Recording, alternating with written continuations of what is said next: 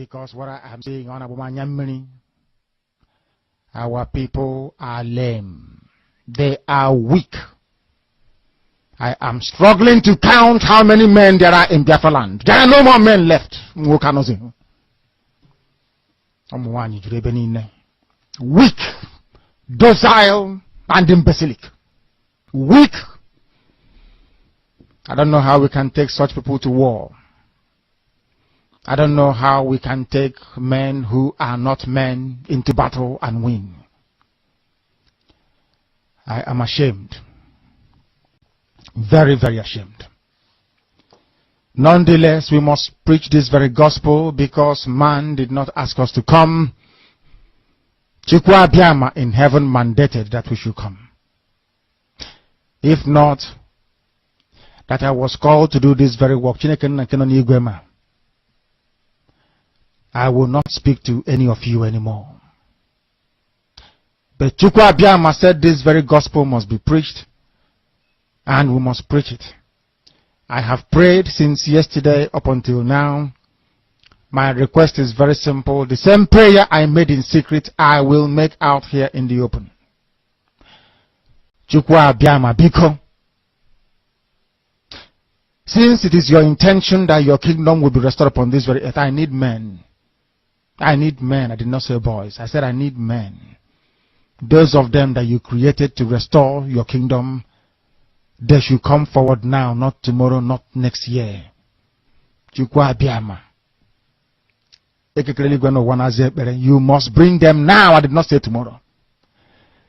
Because the insult is too much. It is beyond what any human being can endure. We want to go and get Biafra, or we die in the process, because we are better off dead than witness some of this nonsense going on. The level of insult is beyond what any decent human being can tolerate. They bring their cattle into our land. They desecrate our land. They kill us in the presence of our families and nobody does anything about it. And when the police attend, the police sit idly by as people are being killed by not a multitude of people. Only 4. Only 4 Awasa people can sack an entire village in Biafra land, and we call ourselves men. No, we are not men.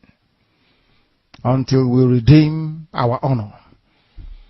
Until we look at integrity and say, we must have a part of it. Until then, to be honest with you. This is Radio Biafra. Now is the time to come forward. I did not say tomorrow. Now, tonight, is the time to come forward. 100 of us, and then we march. 100 and we march. The rest can come later if they want to. I am tired of broadcasting. I want to fight for my country.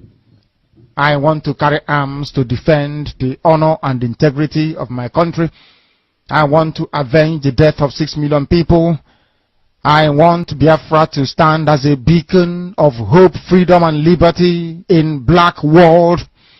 I want Biafra to stand as a testament to the glory of heaven upon the face of this very earth. I want Biafra to stand because my obligation to the dead outweigh that which I owe to the living. That is why Biafra will stand. And Biafra will come. 100 men, that's all. And we march. The rest can come later on. I no longer give a damn. The disgrace and the insult is too much. We must go and meet our enemies even if we have only machete and hoes. It is far more better for us to go and meet them and die with a semblance of dignity than with this very humiliation which we encounter every blessed day. We must assemble as we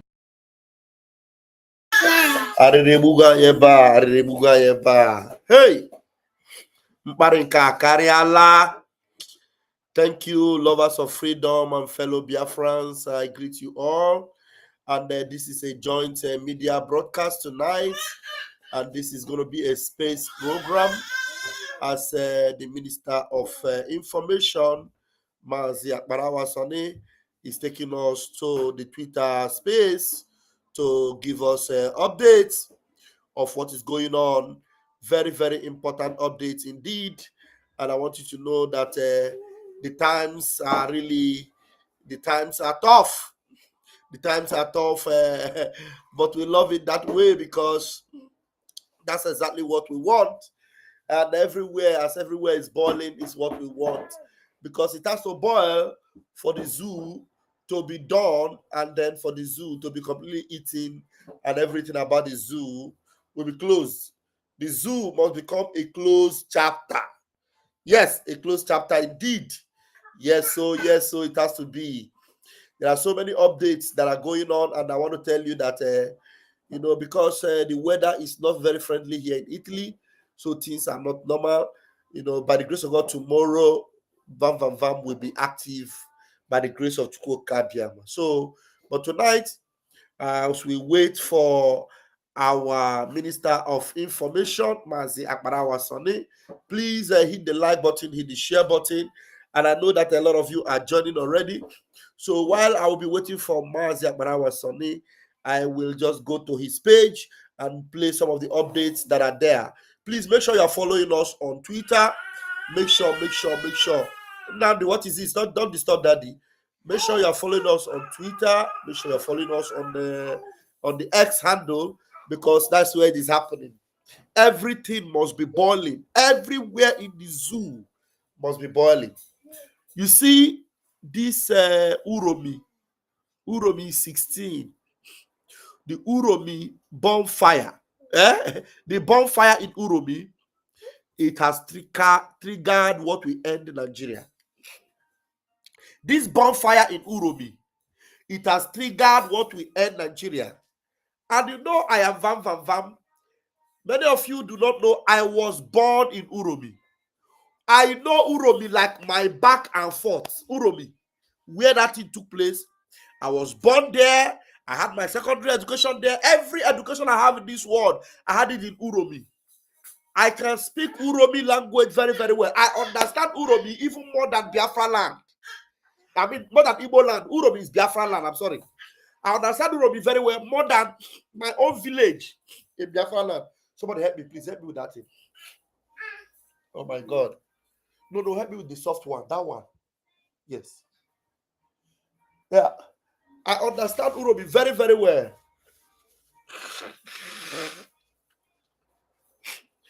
The Uromi people that I know, they are not very easy people that you can push around. Please bear with me. Let me put my medicine, and so that I'll be able to talk very well. Oh my God.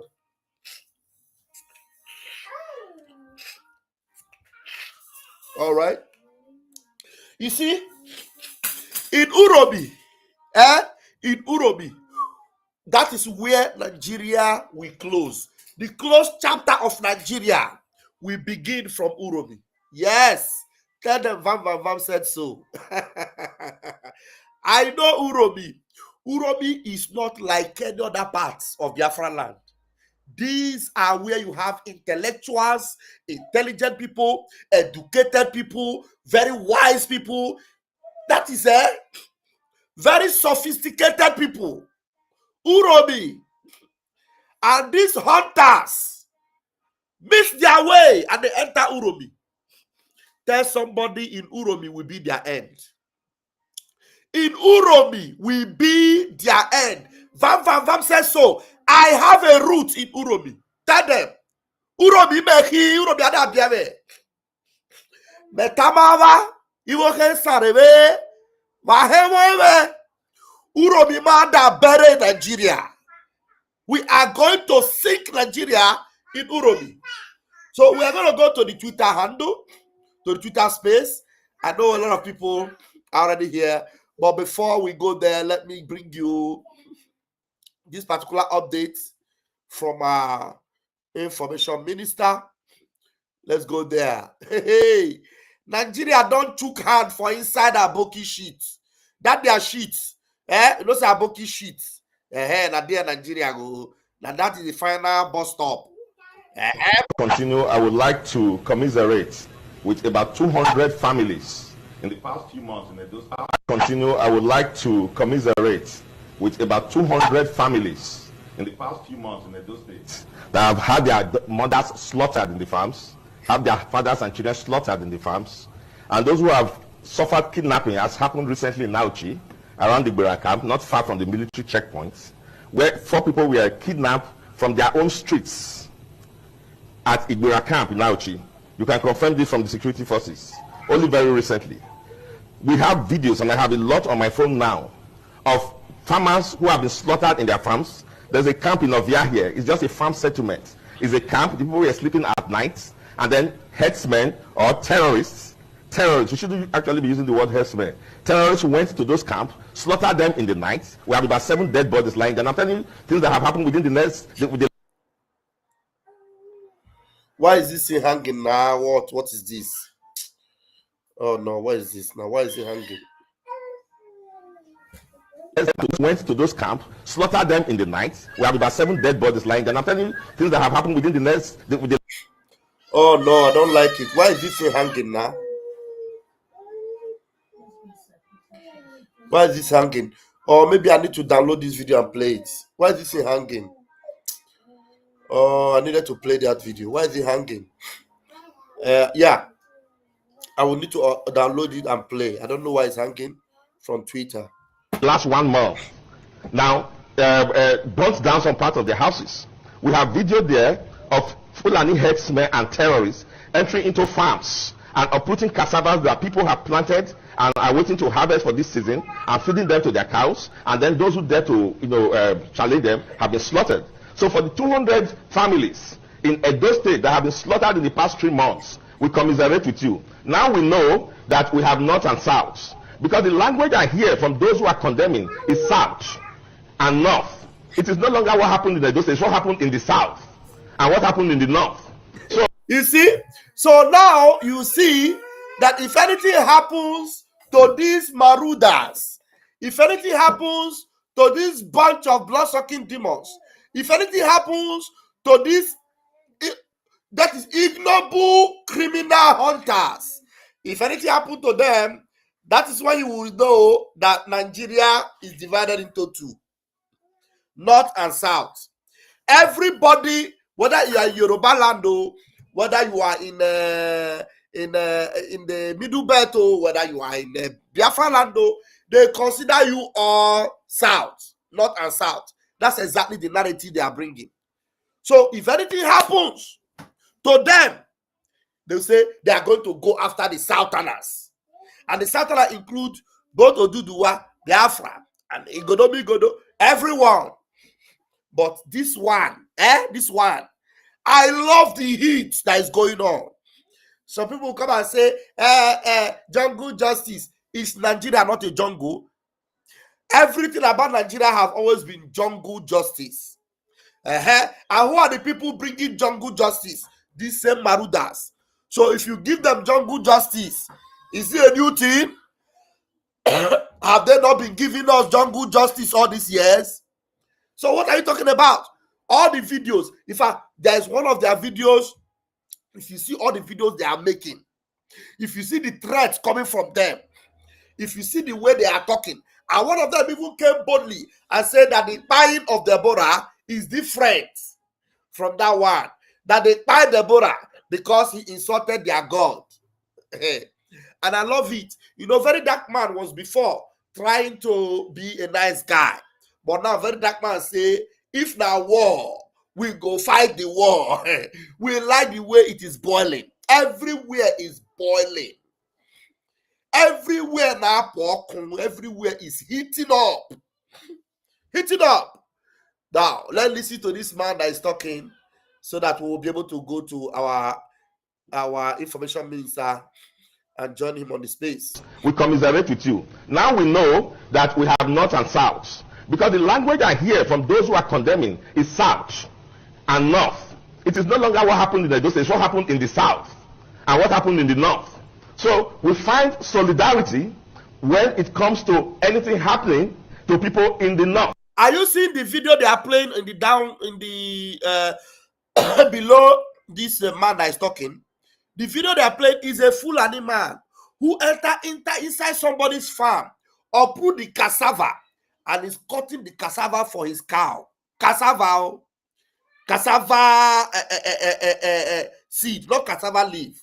The cassava tubers of cassava, cutting them into pieces for the cow to eat. And you tell me that these people are human beings. And then from the north, it doesn't matter what they do. It doesn't matter that what we are dealing with has a history. It doesn't matter that on a daily basis, although people are reporting killings in their farms, destruction of the economy, it doesn't matter. All of that don't matter.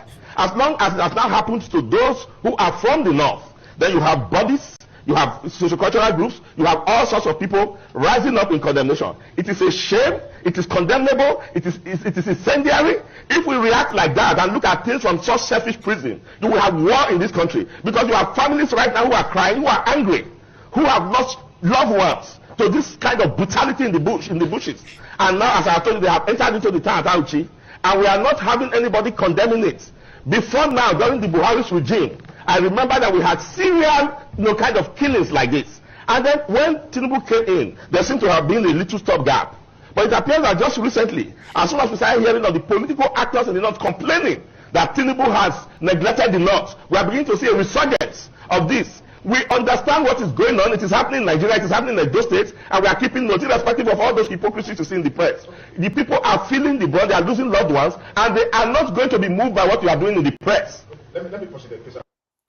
Did you see that? The heat is on, though. Hey. It is on a boiling point, and we love it. We love it. The heat must continue. Let me check if our minister is live now. The heat must continue. Anybody that wants to slow it down, nobody must slow it down. They never burn you well. I will slow it down. Okay, our minister has come. Let's go and join him.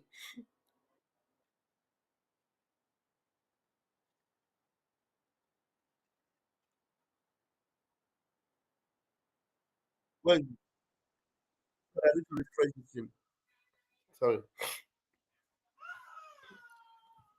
Okay.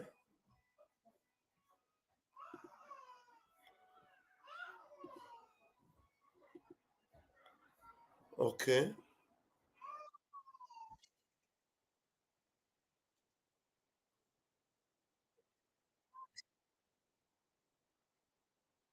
Hold on, guys.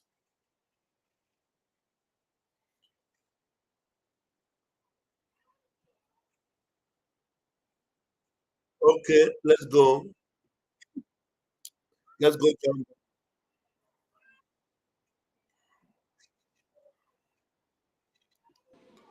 Terrible pictures of people who have been murdered in cold blood, men and women. In fact, someone's compound has been turned to a graveyard by terrorists and bandits. This is the farming season. It's already raining. Rains have already started in Edo State and I believe in part of southern Nigeria. This is the time our farmers go to farm. And with the level of killings and banditry and kidnapping in Edo State, most of our farmers are now not able to go to the farm. Like Senator Noda stated in the motion, it is not only in Ovia. In fact, it will be more correct to say that the entire Edo State is under siege by bandits and by terrorists and by headers. We have terrible pictures of people who have been murdered in cold blood, men and women. In fact, someone's compound has been turned to a graveyard by terrorists and bandits. This is the farming season. It's already raining. Raids have already started in Edo State and I believe in part of southern Nigeria. This is the time our farmers go to farm. And with the level of killings and banditry and kidnapping in Edo State, most of our farmers are now not able to go to the farm. 16 Dengons. What I know about hunting, and I've gone on a hunting expedition many times. You hunt in a bush in your locality. Correct me if I'm wrong. 16 Dengons. What I know about hunting, and I've gone on a hunting expedition many times. You hunt in a bush in your locality. Correct me if I'm wrong. And I think you also said, I've never heard of traveling many state lines to go and hunt somewhere.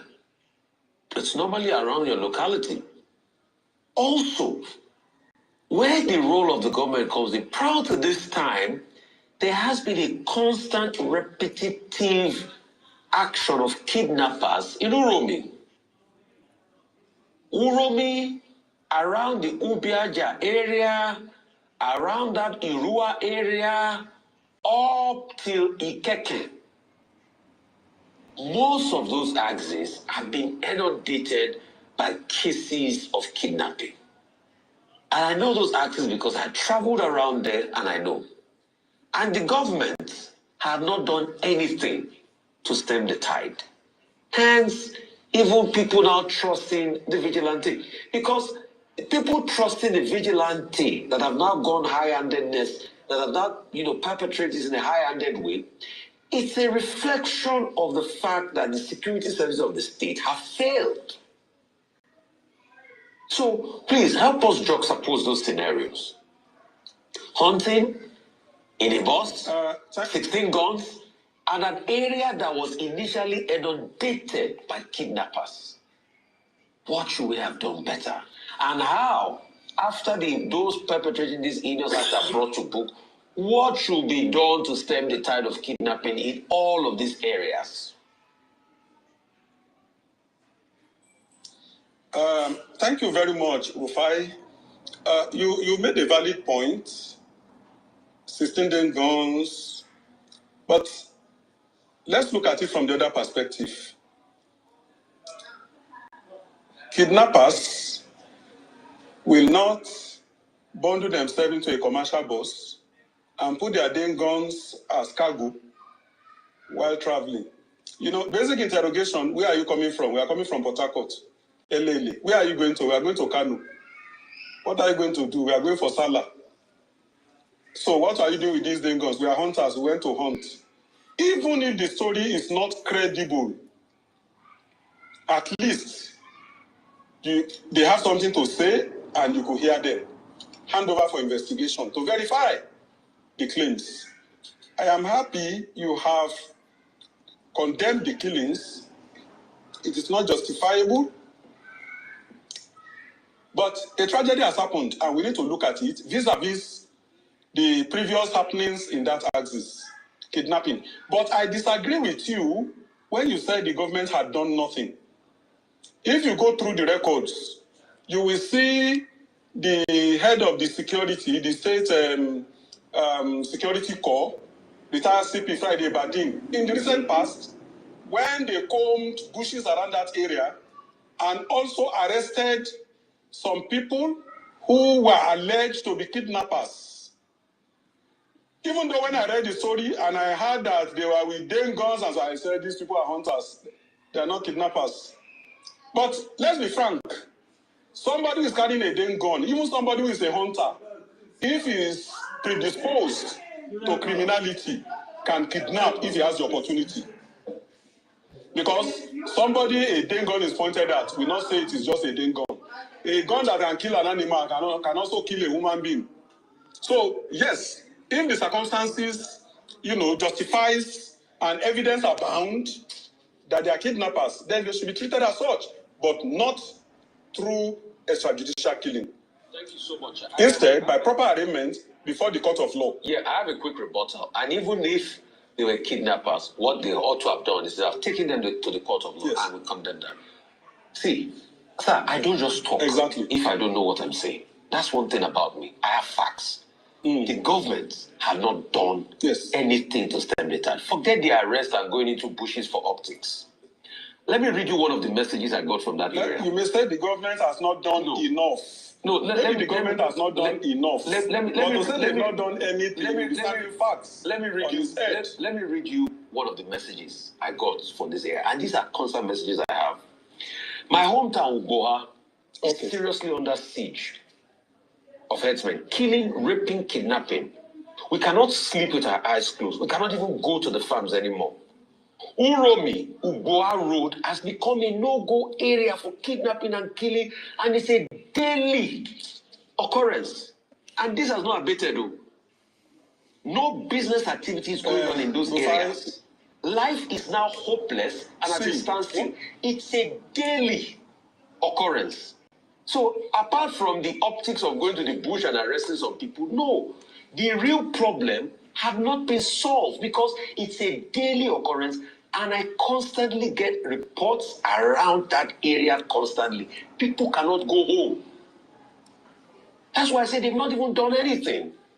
Yes, you said they have gone to the bush, they've arrested people, but the problem had not been solved. There was action, but there was no solution. There was no solution. Maybe they've not done enough. Maybe they've not done enough. Maybe they've not done enough. Maybe they need to redouble their effort. These reports you get, it will be good if you forward them to the Commissioner of Police anytime you receive them. Because the one you receive and you don't forward may not, people may have freer access to you than they have to the law enforcement. With due respect, I also got another one while I was saying this now. Ikeke, around that area, if you go, because I've traveled all those areas, Ikeke is under attack. 5 people have been kidnapped in Ikeke. Okay. So we've not seen a lot, and I keep reporting all of this on my social media channel. So it's out there. Mr. Adeoye, let's stay with the... Please, forward to Commissioner of Police, not on social media. If you want to get results, please forward to the authorities. I've done that many times. Mr. Adeoye, let's stay with the subject of the discussion, which is the killing on the Uromi Ubiaja Expressway. Now, I go back to the point I made about vigilante, all kinds of unauthorized security outfits. You were commissioner in Anambra State before you retired. Yes. Now, will you say that all these vigilante groups, all these, security outfits not authorized showing up, is because the Nigerian police has failed Nigerians? And then both the state governments and then also other people decide to take law into their hands and commit atrocities with a lot of impunity. If the Nigerian police itself was up and running, would this situation have been the case? What do you think is the problem? Dr. Abati, when you want to assess failure, you will have to weigh what is available against the responsibilities. You have a country of 240 million people and a police force that is just 300,000. From that statistics alone, you know that a lot of areas will be uncovered. A huge segment of the population will be unpoliced. That is one. 2, you look at what are the logistics holding and the funding of these security agencies. It is said to whom much is given, much is expected. So when you want to assess failure, you need to assess what have you put in place and what empowerment is there for them to discharge their responsibilities. Then you weigh it against performance. It is then you can arrive at an objective, conclusion. So I think the Nigerian police is understaffed and underfunded, grossly so. We need to start looking at practical ways. Mr. President has done something in that regard by giving approval for the rapid recruitment of personnel to beef up the strength of the force. I hope that is followed by better equipment and funding so that the spread can be better, the training more qualitative, and equipment enable them to do more than they do currently. Technology is available to enhance performance. If all these are deployed, I assure you, performance will be much better. But coming to the present, I and you, we are in agreement that a lot more needs to be done to enhance safety of life and property across the nation. Kidnapping is a menace in many jurisdictions, not just in Edo State and not just this occurrence. In many states across the country, when kidnapping started in the Niger Delta, way back, when expatriates were the target for ransom, I warned.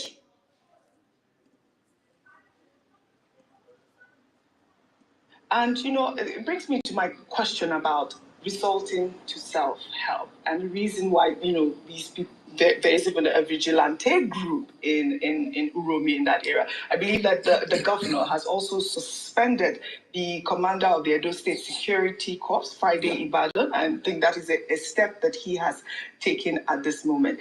The issue about small arms, I want to know the legality of those. What sort of arms can we carry as Nigerians roaming around at this moment? And should the federal government declare a state of emergency on security in Edo State right now? Not just Edo. Look, we're discussing Edo now. You can't travel. I used to go to Owerri a lot, but now I can no longer travel to Owerri, even flying to Owerri. I can't go. I don't speak Igbo. I love the place. It used to be very quiet. But since the death of Gulak on that airport road, exactly, it used to be bubbly. But go to Owerri now, the hotels are dry. Even people from that state cannot go to their villages. And from recently, I went to, sometimes, some years back, I used to love traveling from Kano to Kazaure to Daura, then Katsina. But today, recently, just last week, there were kidnappings and killings on that road. So it is everywhere in Nigeria. So it is not just Edo State. Let's declare a state of emergency on security generally in Nigeria, and then sit down, have a holistic conversation about it. And then the issue of light arms. Yeah.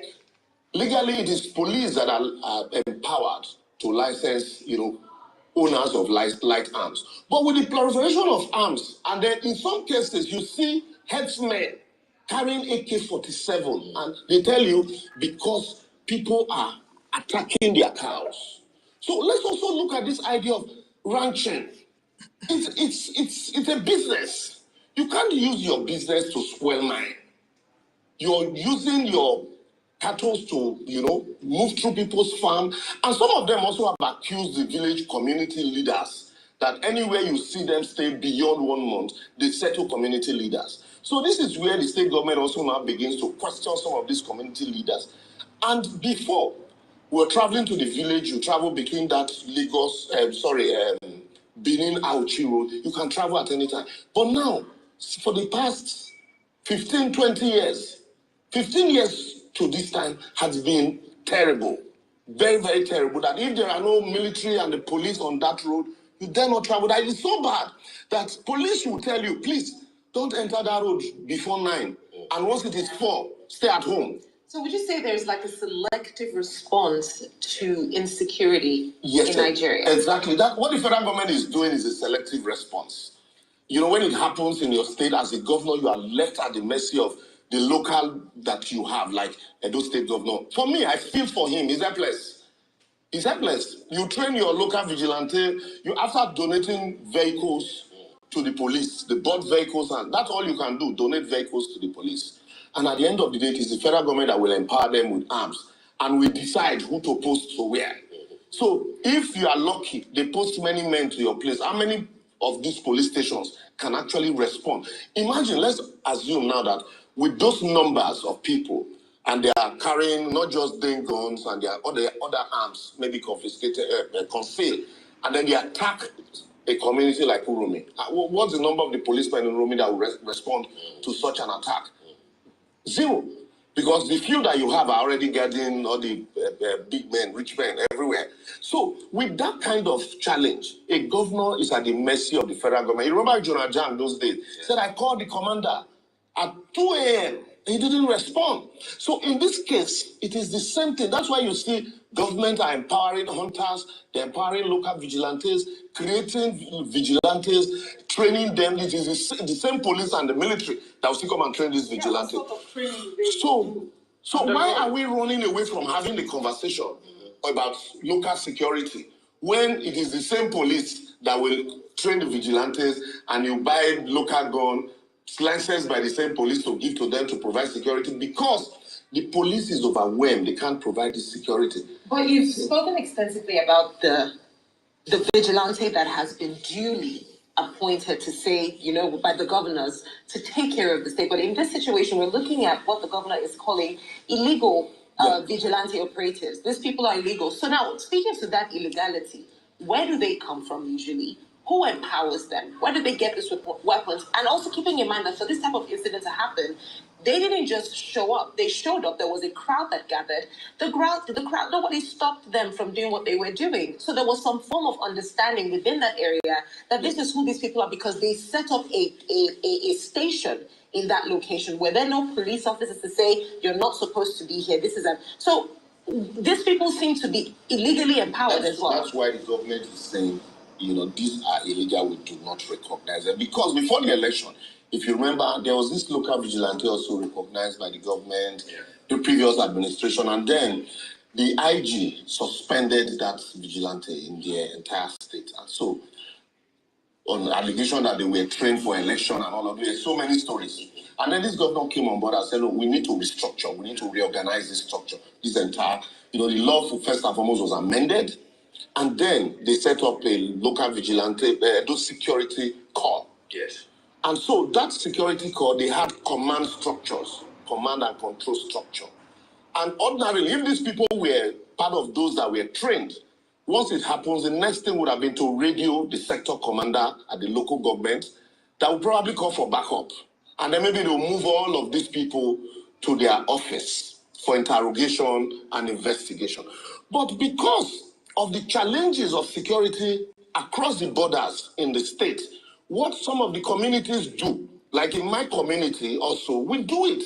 You see, some of us in the cities will contribute money to protect communities. So they empower their locals. My community has fought a communal clash. Till date, they are apprehensive that anything can happen. So they empowered locals, hunters, and youth in the village to act as vigilante. So these ones ordinarily are not recognized by the government. What do they do when there's insecurity? What do these young people that... So this, because they are not trained, what they do is what you're saying now. They take laws into their hands. And that's why the state government... They guns as well? They have the Dane guns? Yes. Just like hunters. The community are aware of this. Yes, the communities are aware. Just like that hunters is the legality that I asked you. That's the illegality. You have not answered that question. That's the illegality that the government is talking about. And that's why even the commander of the corps... I'm talking about small arms. Yes. Yes, go ahead. So that's why the commander of the security corps is also suspended for failure to rein in all of these small illegal, because it's supposed to be his responsibility to do all of that. But sometimes you can be overwhelming. And so all of these light arms, where are they purchased from? That's the big question. Where are they purchased from? There are people who are supplying them. Sometimes some of them are retired policemen. And then when they are purchased, sometimes they go get license from the same police. So the police will know that, yes, the license gone for some vigilante, but these vigilantes do not have the connection, the nexus with the state government recognized operatives. So, but I think with this, what had happened now is now the state government is saying, look, you know what we have put on ground, we need to truly put our foot on ground and ensure that every vigilante, there is a command and control, that every incident must be duly, professionally handled. And once that happens, I think, and it is across border, not just in Edo, across border in every other state. And then we'll now take that discussion further. Certainly, we'll be able to solve the security challenges to a very large extent because every security is local. Let me deal on that with two questions, Liberals. One would be the vigilante thing. What lessons can Edo State in particular, but of course the entire South in general, what lessons can they learn from? If our women, our wives go to farm, they rape them, times they will set them at least. Me in particular, I've paid ransom 3 times to Foolani herdsmen. They kidnapped my elder sister. They've also kidnapped 2 people from this palace. Even last month, I paid ransom also. To even sleep in That's this a place king, oh. is by the grace of Almighty. I've paid ransom. To even access this road, you need to get security. So that's a major problem. Me as John Ojo Fuzea, I no longer want Fulani in my forest. Let me also use this medium. Since the chiefs are here, they should go back home and ask questions. Anybody who has a hand in Fulani, stay in any part of Fuzea forest, if I discover, I will drop that chief immediately. Because my people cannot be suffering, and some people will be somewhere enjoying, taking money from these people for us to be paying ransom. They will kidnap us, keep us in our own land, we'll pay ransom. We are tired. I don't have a hand in Fulani, and anybody in there who have a hand in Fulani should, with immediate effect, tell them to leave. If you know them, tell them to leave Uzea, state government. Us in Uzea here, we need security. We need security. So that one day, we will not wake up and find out it's only 2 people that is remaining in this whole kingdom. But the only police station we have here, they don't have manpower.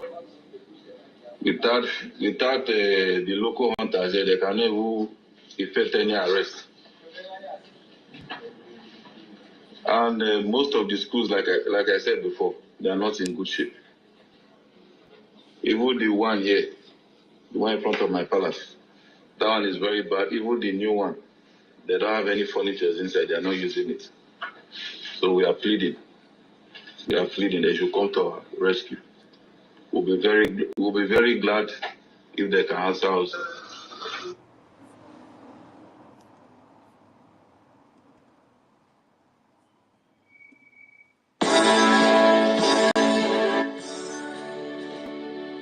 All hail Biafra, land of the rising sun.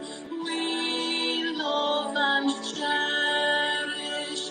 We have vanquished all enemies.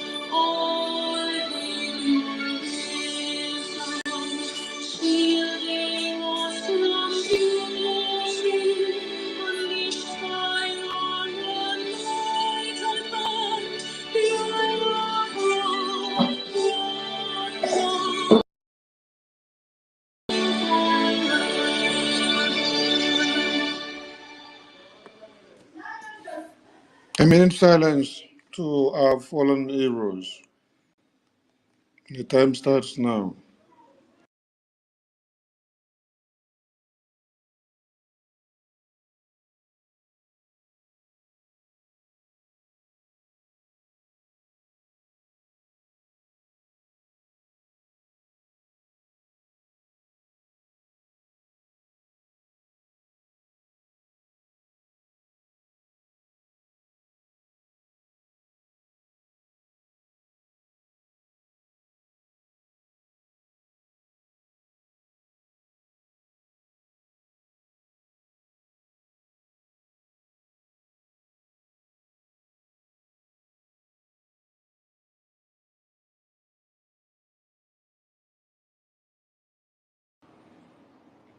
May the souls of our fallen heroes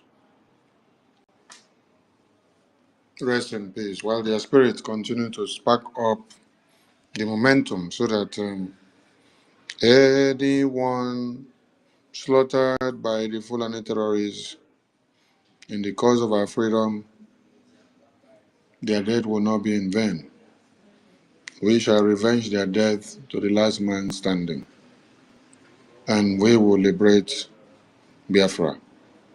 He said, he said, he said. Warm greetings from the Biafra Republic government in exile and the de facto in the homeland to all Biafrans all over the globe, to the lovers of freedom and to the enemies of Biafra, and to those that have come in to listen to be able to learn one or two, and to those that want to understand our stand, considering all that is happening in one Nigeria as at this time. There is nothing new that you are going to hear from us, because everything that is happening now is what our leaders have professed, have prophesied, have explained, have exposed, have put out there in the open before this time. Dr. Mai Lafia is also a model to remember. Even Commodore Kunle, who is still alive, who has not been buried or unalive by one Nigeria, is also a model to listen to. T.Y. Danjuma is also a model to listen to. King Zaro Wiwa was massacred because of speaking up, right? Okay. There are thousands and many people that are behind bars and massacred because of telling you what one Nigeria has in stock for everybody.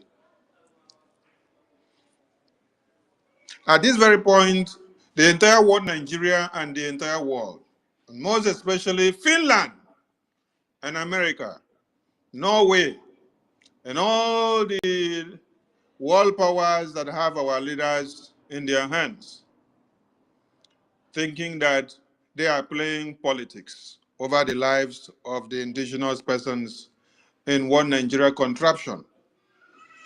You are actually helping one Nigeria to pillage, to desolate, to annihilate, to cut off the existence of humanity in the Christendom and in the Jewish and traditional religions that have nothing to do with jihad. Because the sole aim and objective of what we are saying is Islamic jihad. Yes, when you listen to all the testimonies that have come out and all the evident videos that are all around the media, the lamentations, the gruesome murder, and the incessant kidnapping, taking over of communities, as we speak, while everyone is on the news making the rounds of Uromi in Edo State, Benue State, massacre by the same Fulani terrorists is still ongoing. Greetings to the existence of the Biafran leaders. starting from the heroes of January 1566 coup to the heroes of the genocidal war of 66 to 70s. We salute the existence and the blessings of our People's General, Dim Odumeku Ojukwu Ikemba. We salute the existence of our former president of Biafra, Philip Effiong, the general of the people. With all the heroes that fought side by side with them.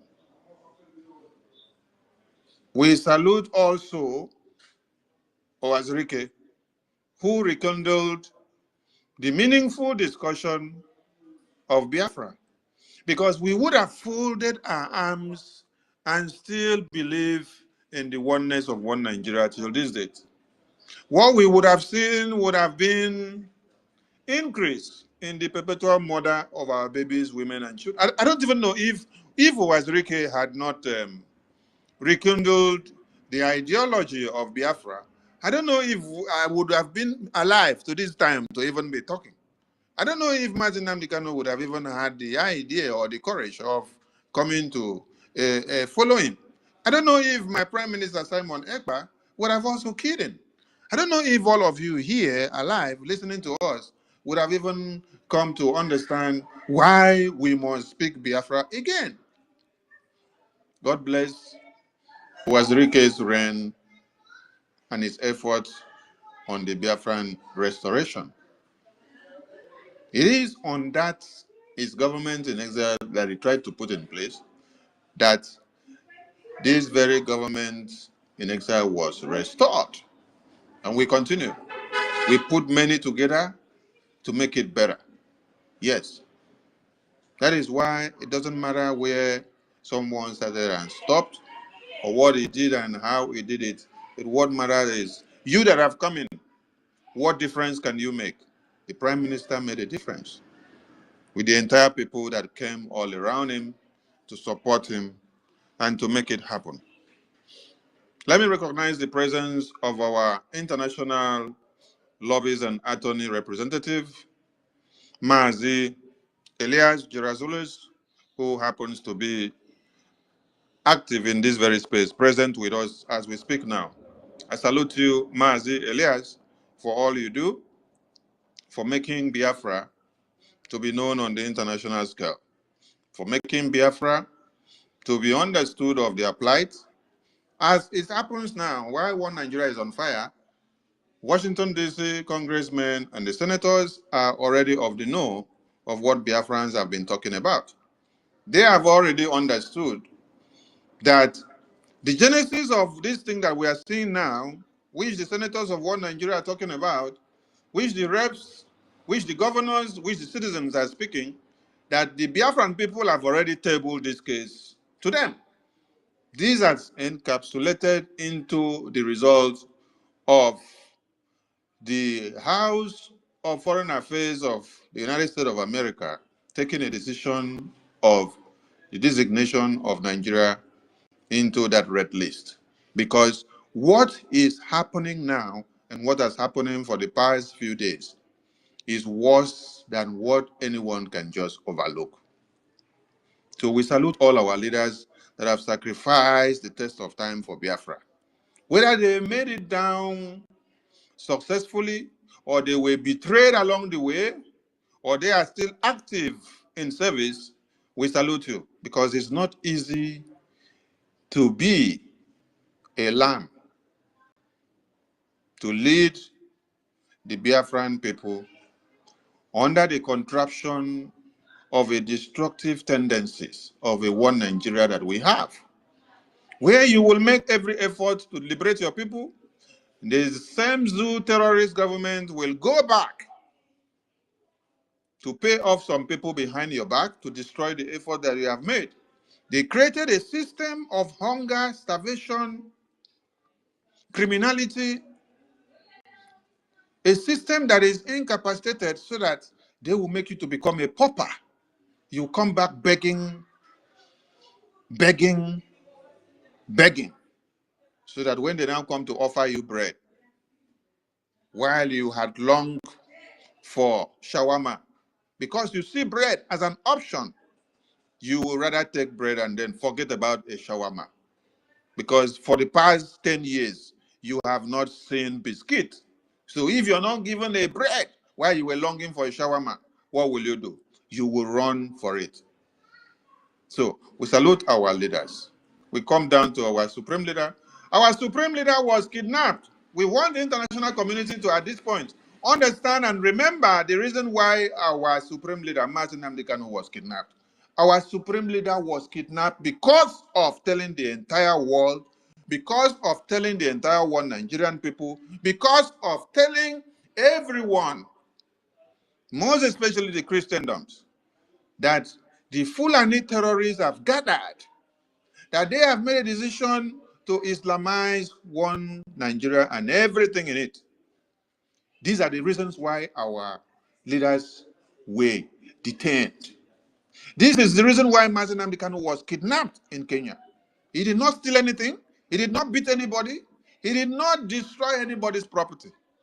But because he took the bold step of telling the entire people of Nigeria that the Fulani terrorists have grouped and regrouped, and they have colluded with the one Nigerian military personnel that call themselves, who are the same likes of the Islamic jihadist terrorists of the Fulani extract. If they should ask one Nigeria, why did you kidnap Martin Nnamdi Kanu? The only thing they will tell you is because he is telling them that they should have Biafra and that Fulani terrorists is around everywhere. But today, it is the reality of the day. They committed international crime by going all the way to Kenya to kidnap our supreme leader, Mazen Nnamdi Kanu. They lock him up after they kidnap him in Kenya, beat him for many days, detain him, and then later weeks him masked and chained down to one Nigeria. Till today, he is in detention, incarcerated, confined to a one room, where not even the lawyers can see him at their convenience, where there is no private client to client or client to lawyer or client to attorney free conversation medium without being monitored by one Nigerian terrorist government. There is none of such granted to him. The same t-shirt, the same trouser, the same panties, the same singlet that this very man wore when he was kidnapped in Kenya in 2021, June, is the same dress code that he has on him till date. His eyeglasses, his lens that was destroyed during the altercation and the massacre, which they wanted to do to him, his eyeglasses or his a lens was destroyed, and up to today it has not been restored. Many wonder how he sees and how he's able to even read when they saw him read from the courtroom. Another shocking thing that people should understand is that those same books or slips that you saw our supreme leader read in the courtroom, he was never allowed the permission or the audience to peruse through those slips. He was never allowed to go through those pamphlets that you saw while he is in the DSS custody. But when the only time he has the time to go through those things is when he appears in court, because when the attorneys and lawyers come to visit him, they don't allow them to even hand a pamphlet to him to go through or to read. So he doesn't know what they are bringing up against him tomorrow in court, what his attorneys and lawyers are filing to contravene whatever that is coming against him in court. Because no private discussion of a client to an attorney or to someone in detention or to a lawyer is granted for him to have such discussion in one Nigeria. So our supreme leader have paid the price for this very freedom. And not just for this freedom, but for the entirety of one Nigerian people. Yes, because the massacre that happened everywhere in one Nigeria, this our supreme leader has preached, educated everyone in one Nigeria about it. They ignored him. Rather, they planned to kidnap him. Because they thought it is all about Biafra ideology. They forget that we don't only speak Biafra, but we speak the freedom of every indigenous persons in one Nigeria. Those persons that were originally born and their ancestry were in the Nigerian enclave, not those ones that migrated from the Sahel to come in and usurp opportunities that were never theirs.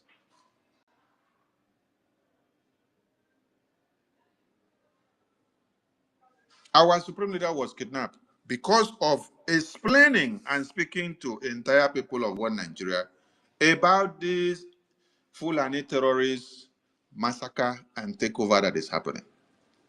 He was kidnapped.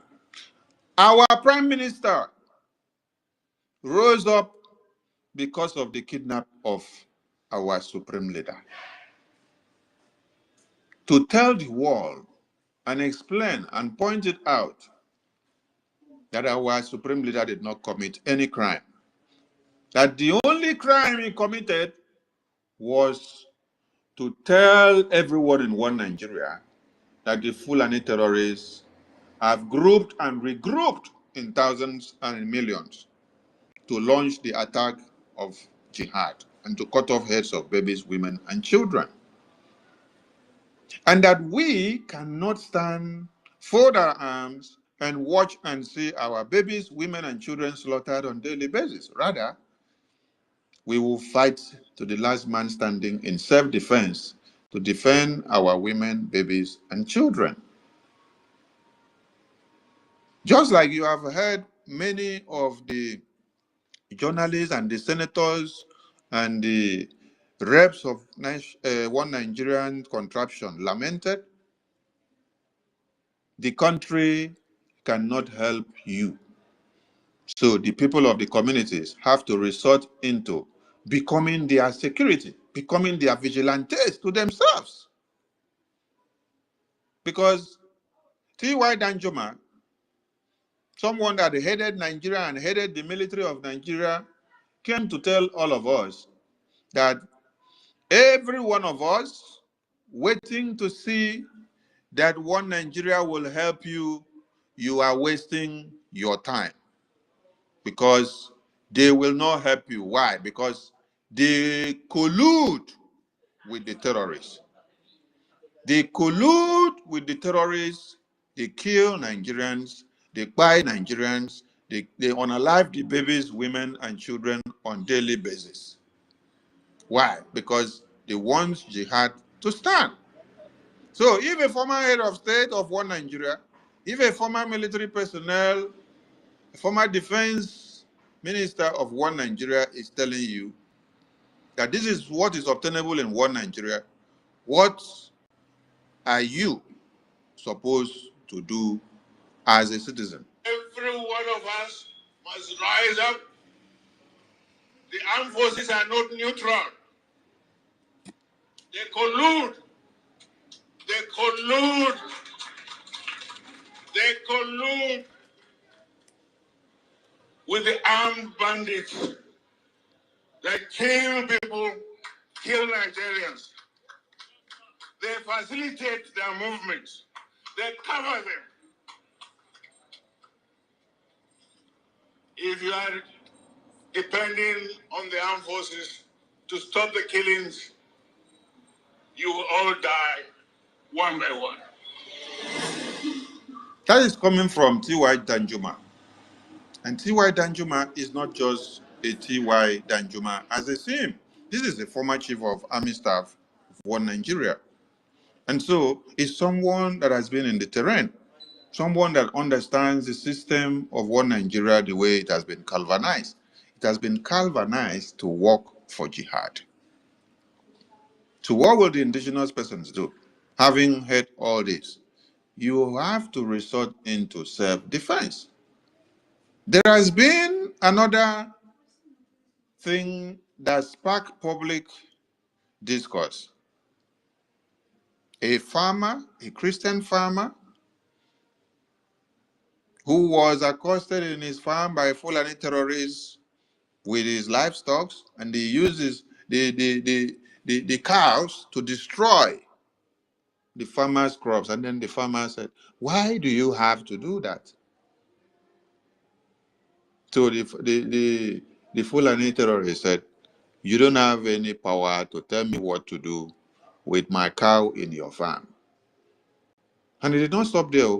He pulled his machete to massacre the farmer.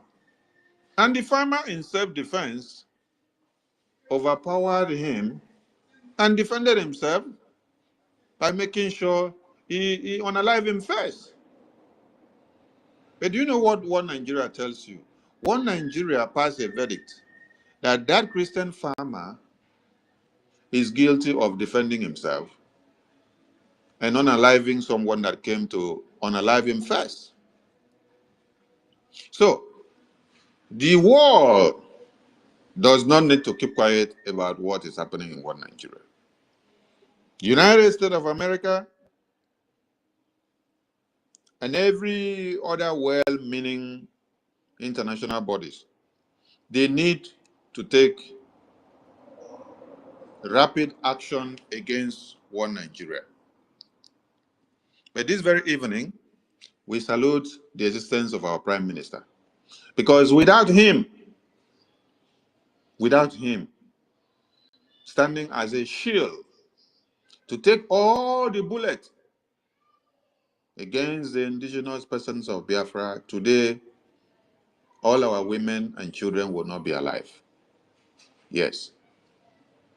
Finland detained him because he's defending or standing to speak for the Biafran people against the genocide and the slaughter that was ongoing, and it is still ongoing as we speak now. There hasn't been any difference. Since the detention of our Prime Minister, Mazi Simon Ekpa, the genocide of One Nigeria has increased. His presence, when he was not in detention, actually hindered One Nigerian terrorist Fulani, both in uniforms and those in the bushes, from invading every part of One Nigeria. Today, in his absence, One Nigerian terrorists have invaded more than places that they never invaded before. That is why you now see that One Nigerian terrorist government can now grant licenses to Fulani Islamic jihadist terrorists for them to travel with guns and move from one state to another. So we sing praises of the existence of our Prime Minister, one, and we say, God, thank you for giving him to us. Even if he is in detention now, he is a blessing to humanity. Yes. And here goes the message now. One Nigerian terrorist government, having many checkpoints from Port Harcourt, from the acclaimed situation of where they said the Fulani hunters were traveling from, to Uromi. If you go and check your map, I want everyone to go and visit their map as we speak now, because I posted out a map yesterday. I posted out that map so that Biafrans will go and start looking at something and then study to see what is actually happening. If you are to move from Port Harcourt to Uromi in Edo State, Port Harcourt is in River State, all rivers, where Wike and the other man is having their quagmires in politics. If you have to travel from Port Harcourt to Uromi in Edo State, I tell you that if you're going with a car, you will use If there is no traffic on the road, if there is no traffic on the road, you will spend 5 hours, 23 minutes. There is no train moving from there, so no calculations with train. Then if there is traffic, then just calculate that you may spend up to 8 hours or 10 hours, or even the entire day. Then if you're going with your foot, you will spend 2 days moving from Port Harcourt to Edo State, Uromi, precisely. Now, for those of us that are only in within Abia State and Akwa Ibom State, all Abia and all Akwa Ibom, when you are moving from Abia to Akwa Ibom, you will see that it's not up to an hour. But you will calculate and tell me how many military checkpoints that you have. How about somebody moving from Enugu to Imo State? How many checkpoints will you see? When you even listen to the journalist that was speaking, the journalist told you how rough the roads are. How rough the roads are. That there are so much of reportage of kidnappings by the same Fulani terrorists. Please, those that speak grammars very well, don't expect us to be speaking too much grammar. We are not from English school or English class. English is not our language, okay? It's a borrowed one. So don't expect me to have all the dictions correct, because most of you normally come to tell my prime minister that he does not speak English well. He does not have all his dictions correct, okay? So I'm not here to do grammar or lecture. The way you hear my English like that, take it like that. So don't expect that I must have all the dictions correct, okay? I know be English teacher, I beg. And I'm not staying in America or UK. Even those that are in America and UK, they are English. Now the one way they speak for motor park self. So when you consider 5 hours from Port Harcourt to Uromi, you will calculate how many checkpoints of one Nigerian terrorist military uniforms that you will likely see. So the question now is, what happened to all these checkpoints and the military that were on this road? Did they check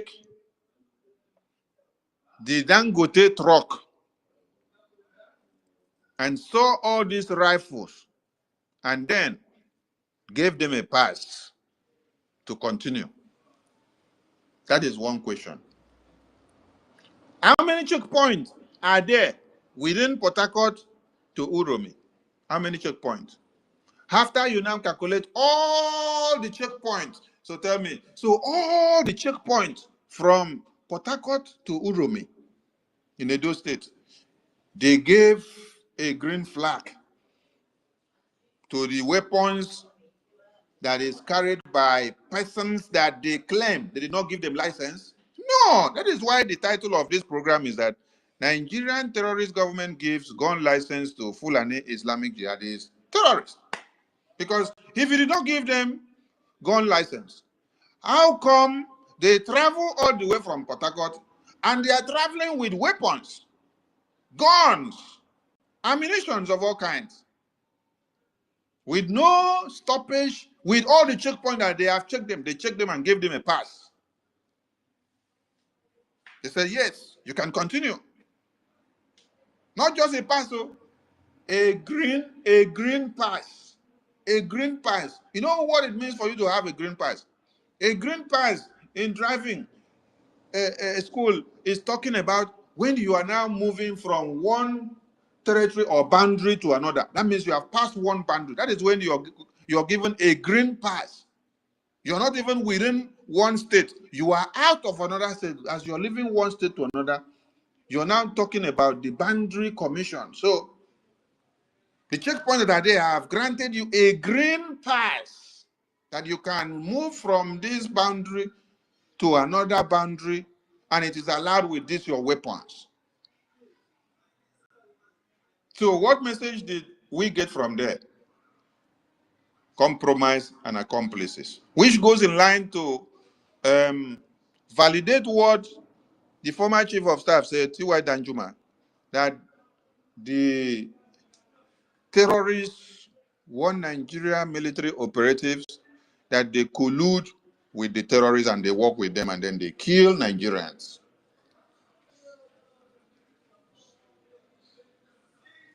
So where is their gun license? And let us come back to the car or the vehicle that carried or haulaged these people from the acclaimed Port Harcourt to Uromi. So Dangote truck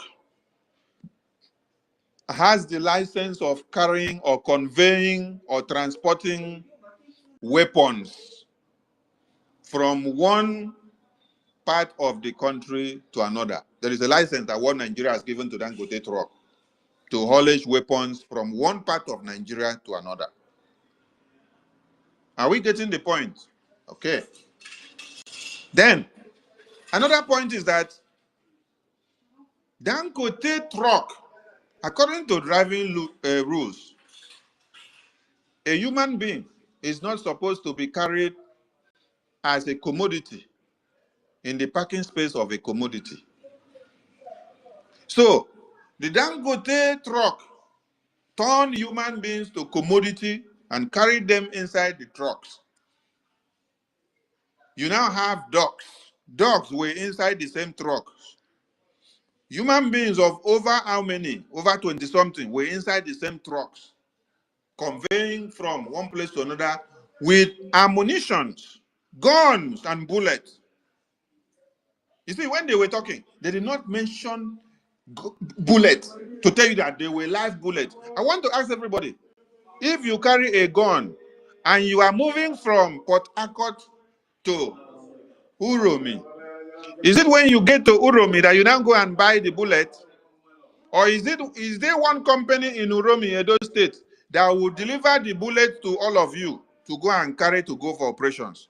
Or you were all with your bullet inside your pocket or inside one bag? Because it is the bullet that will be used on those guns, those rifles that you carry. See, it doesn't matter the name that they give the guns or the ammunitions, whether you give it den guns, or you give it dark guns, or you give it white guns, or you give it baby guns, or you give it toy guns. Gun is a gun. Ammunition is an ammunition. Rifle is a rifle. As far as that can kill a rat is a living thing. The same way that it will fire a rat, the same way it will fire a rodent, is the same way it will fire a human being.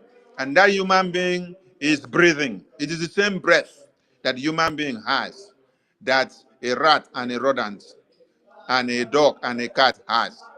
So why and how did Dangote now have to come to the point of now being able to convey human beings as commodities? So now there is no rule of engagement of driving again. So you can now carry commodity, put inside the boot of a car.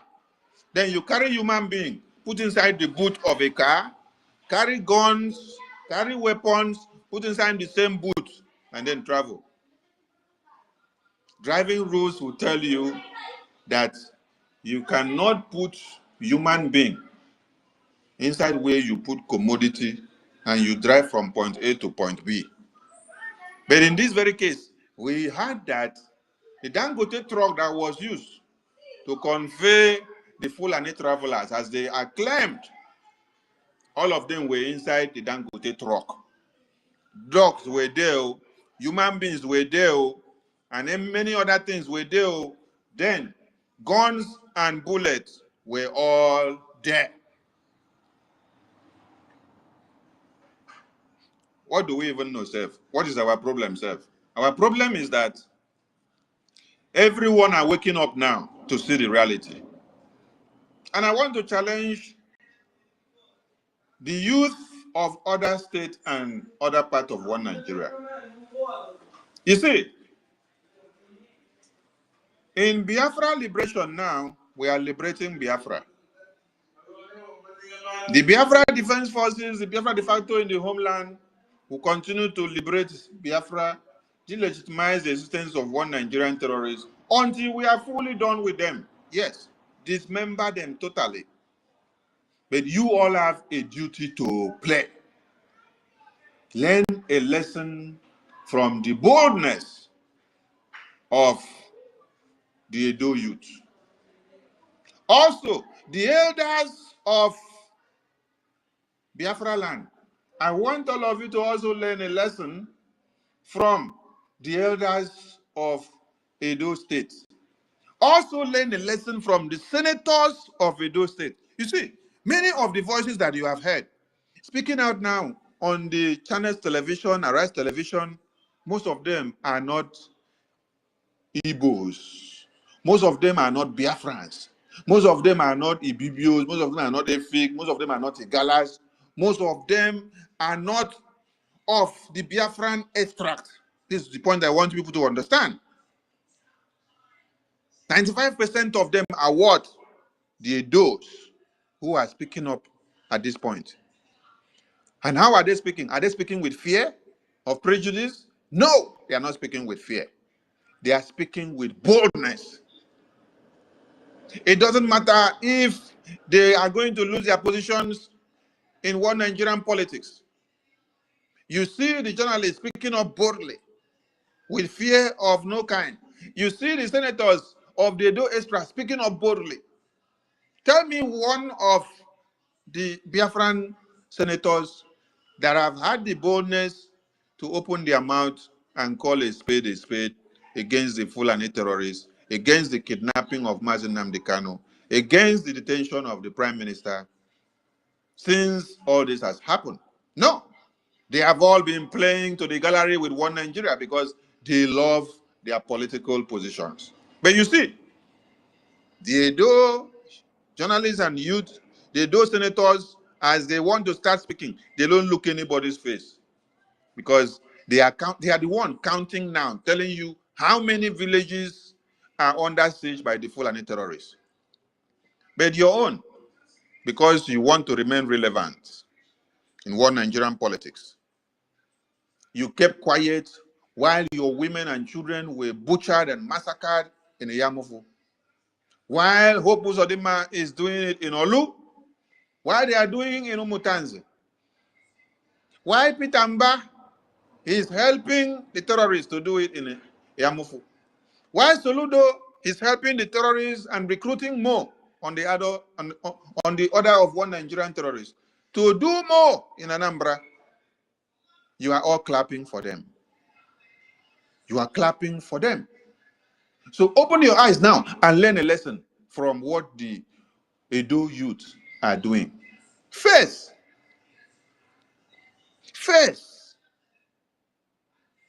you all will want to hear the best of our speech, right?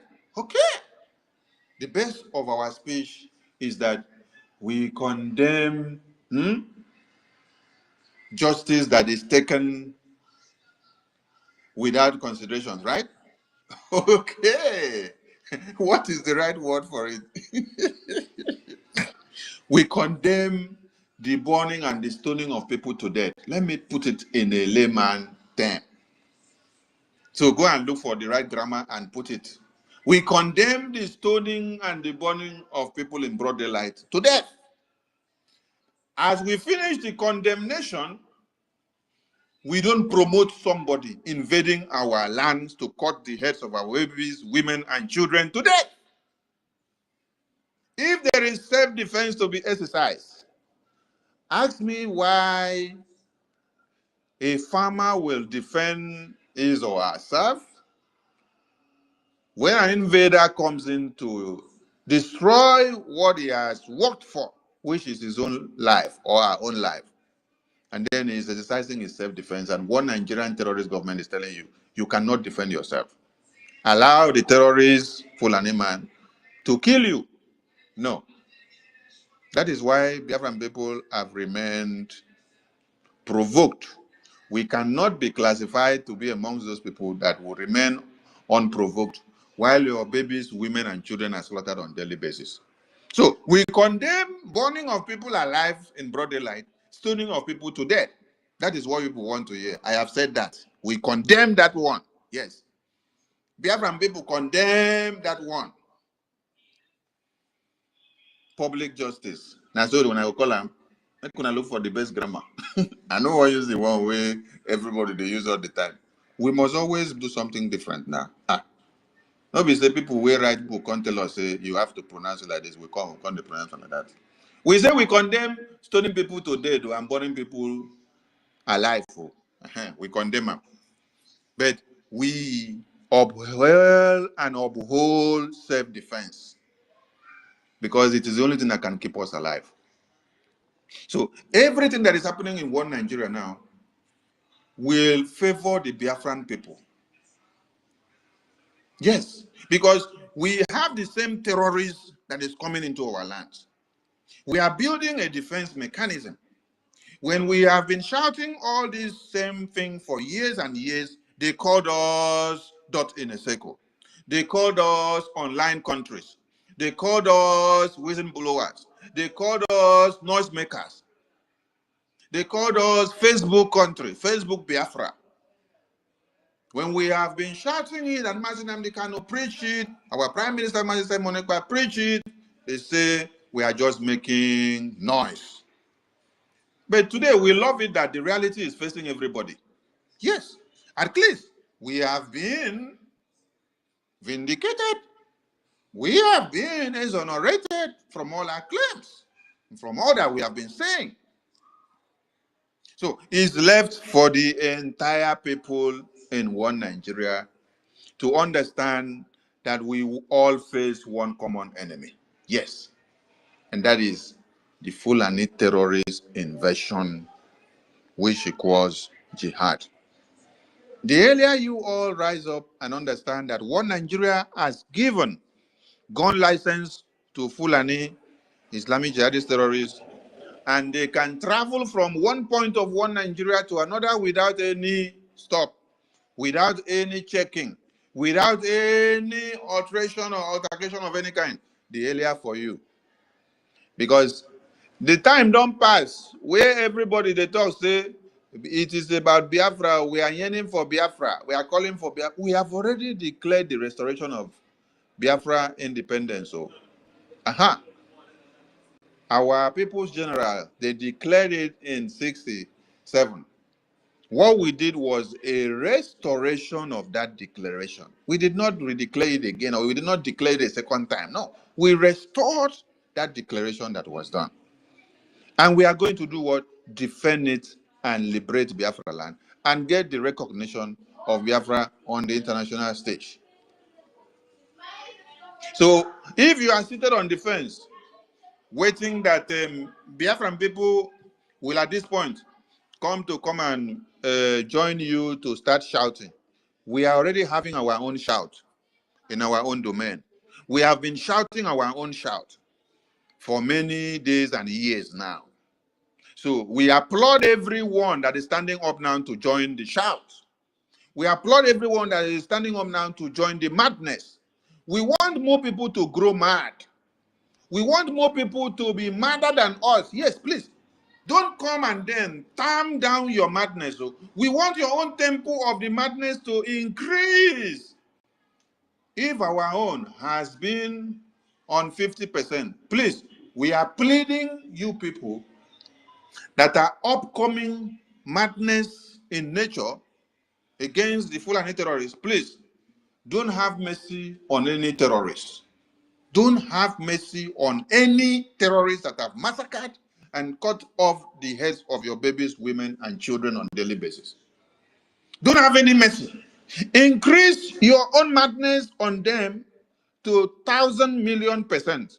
We are begging you. Yes. Because if you don't do so, nobody will come for you. Have you read the speech or the comment from the DSS director? The active DSS director, if I'm not mistaken.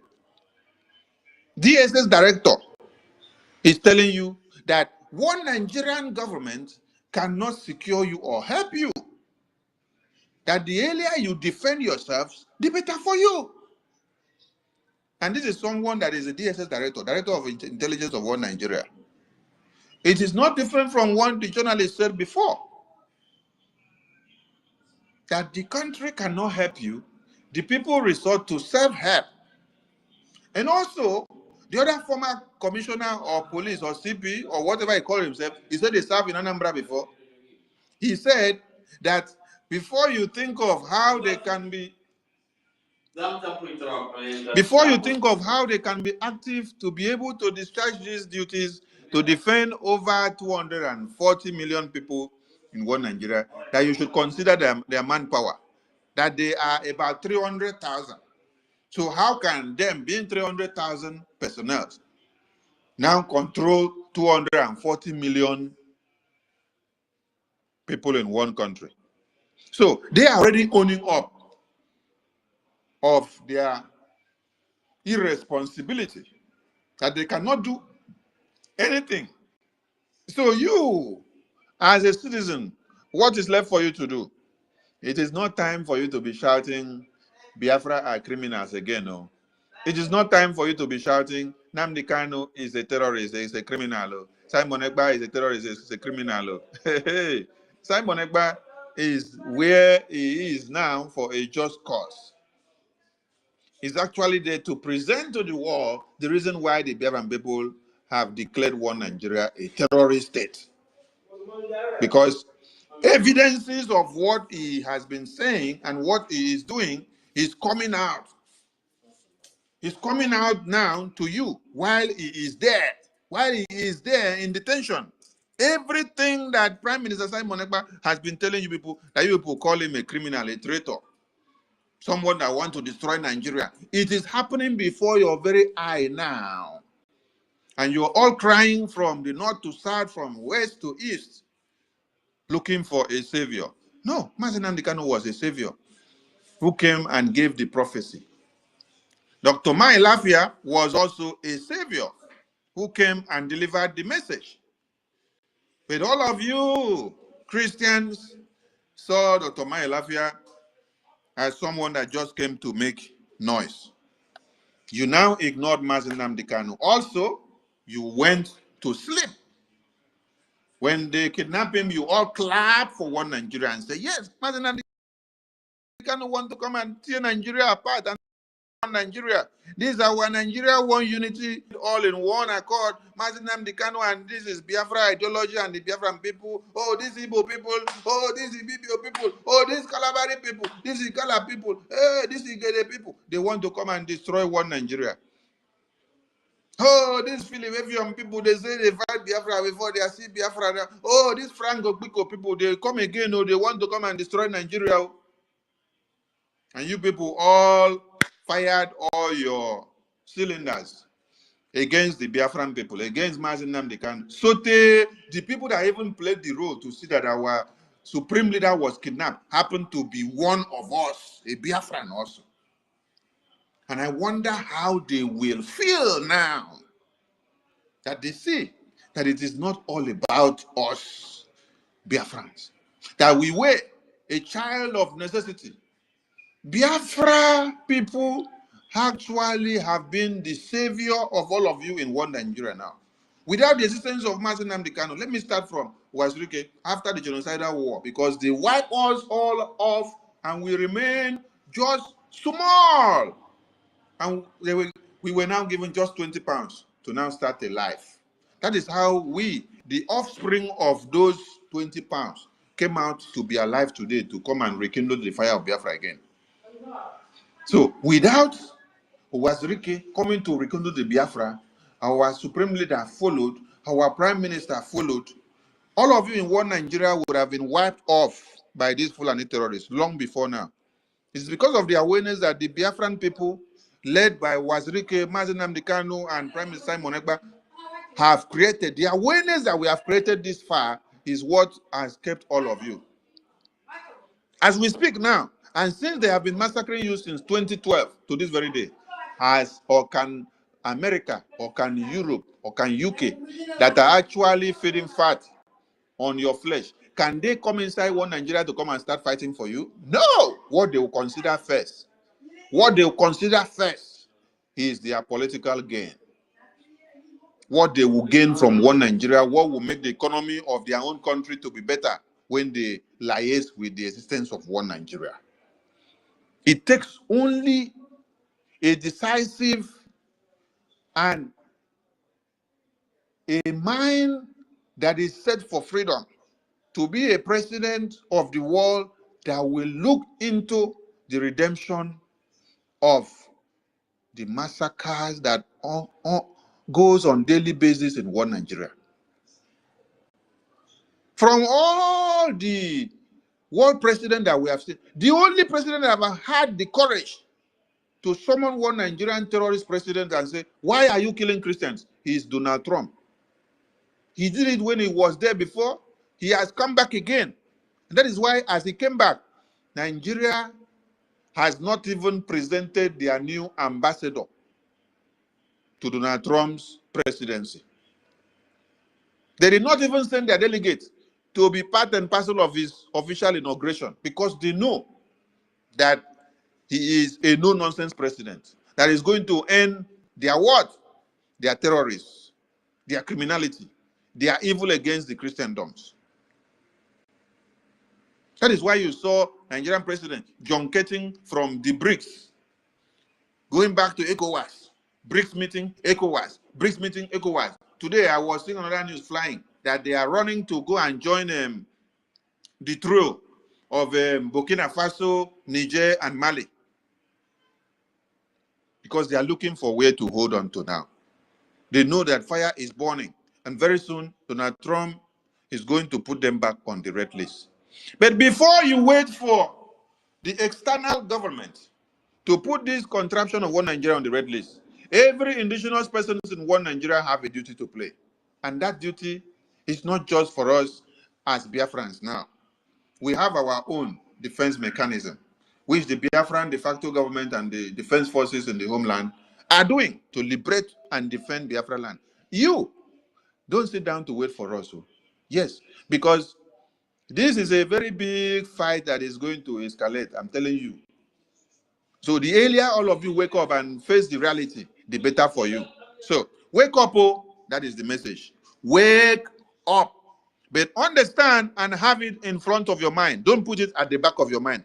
Bring it to the front of your mind. Bring it to the forehead so that you can remember all the time. When you take it to the back of your mind, you will always forget.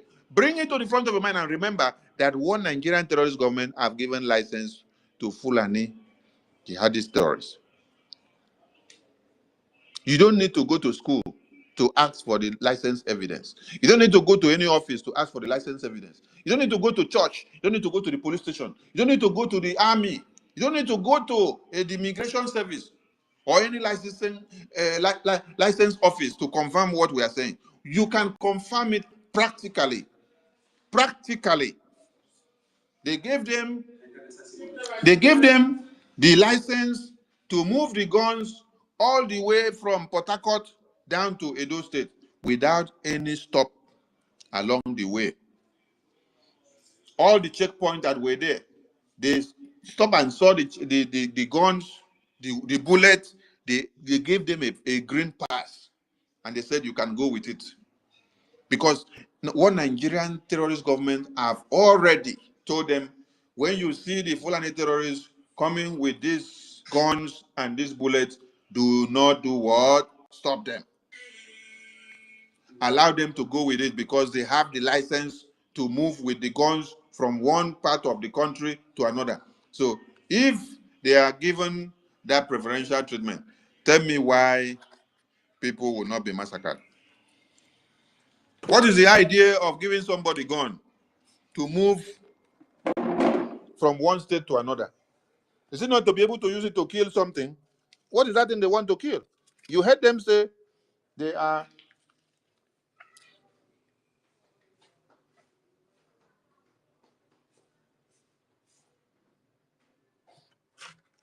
You heard them say that they are.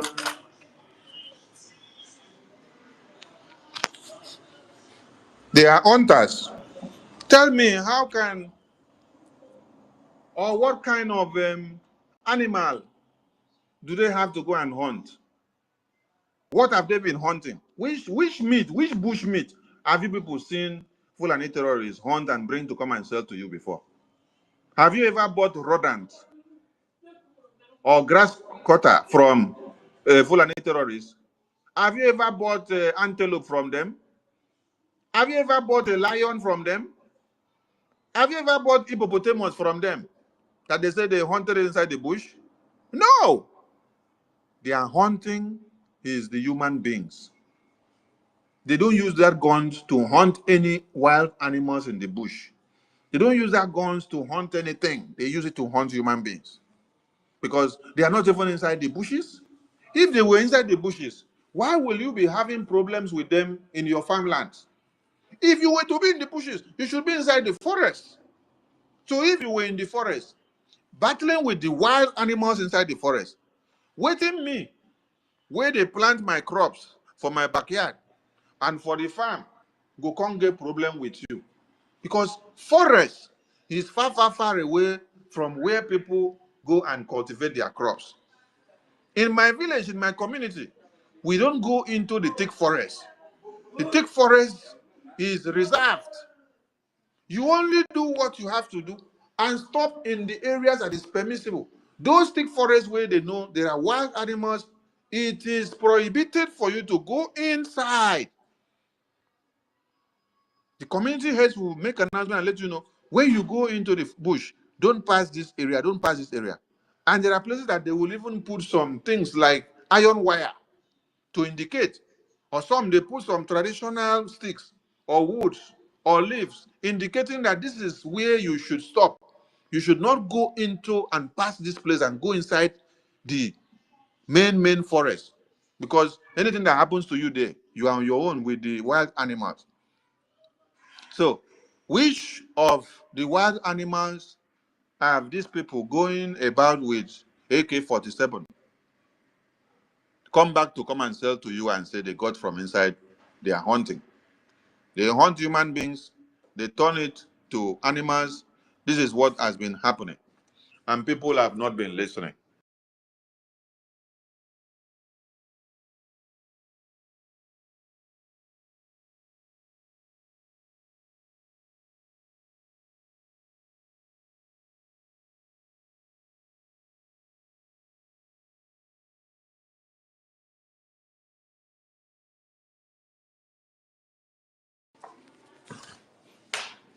So we look up to see everyone that continue to burn the zoo terrorists, one Nigeria down. Yes.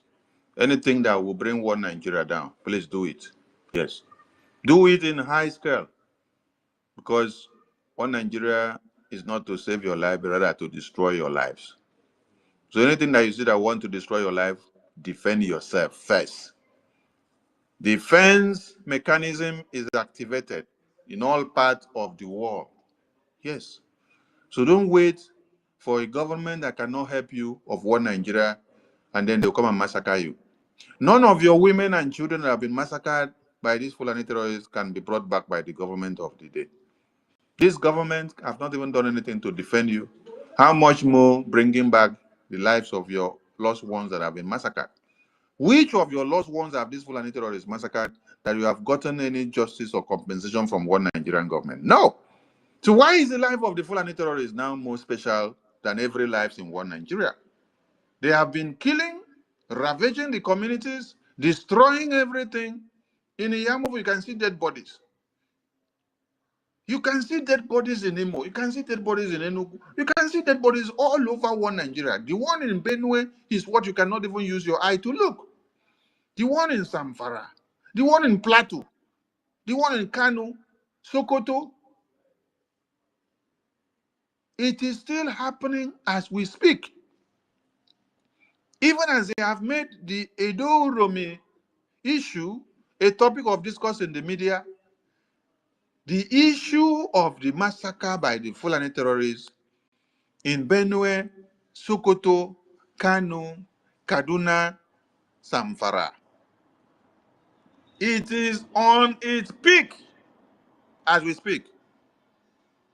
But every attention has been driven to Edo State. Why? Because it has to do with the South. Whenever the South has any way and manner to say something, they turn the whole issue now to South and North. Oh, okay. All right. So, Southerners of one Nigeria, please make una wake up. Oh. Wake up and defend yourself. Wake up and defend yourself with everything that you have. Defend yourself. You must defend yourself. You must defend yourself. And this message goes to the R0RI media.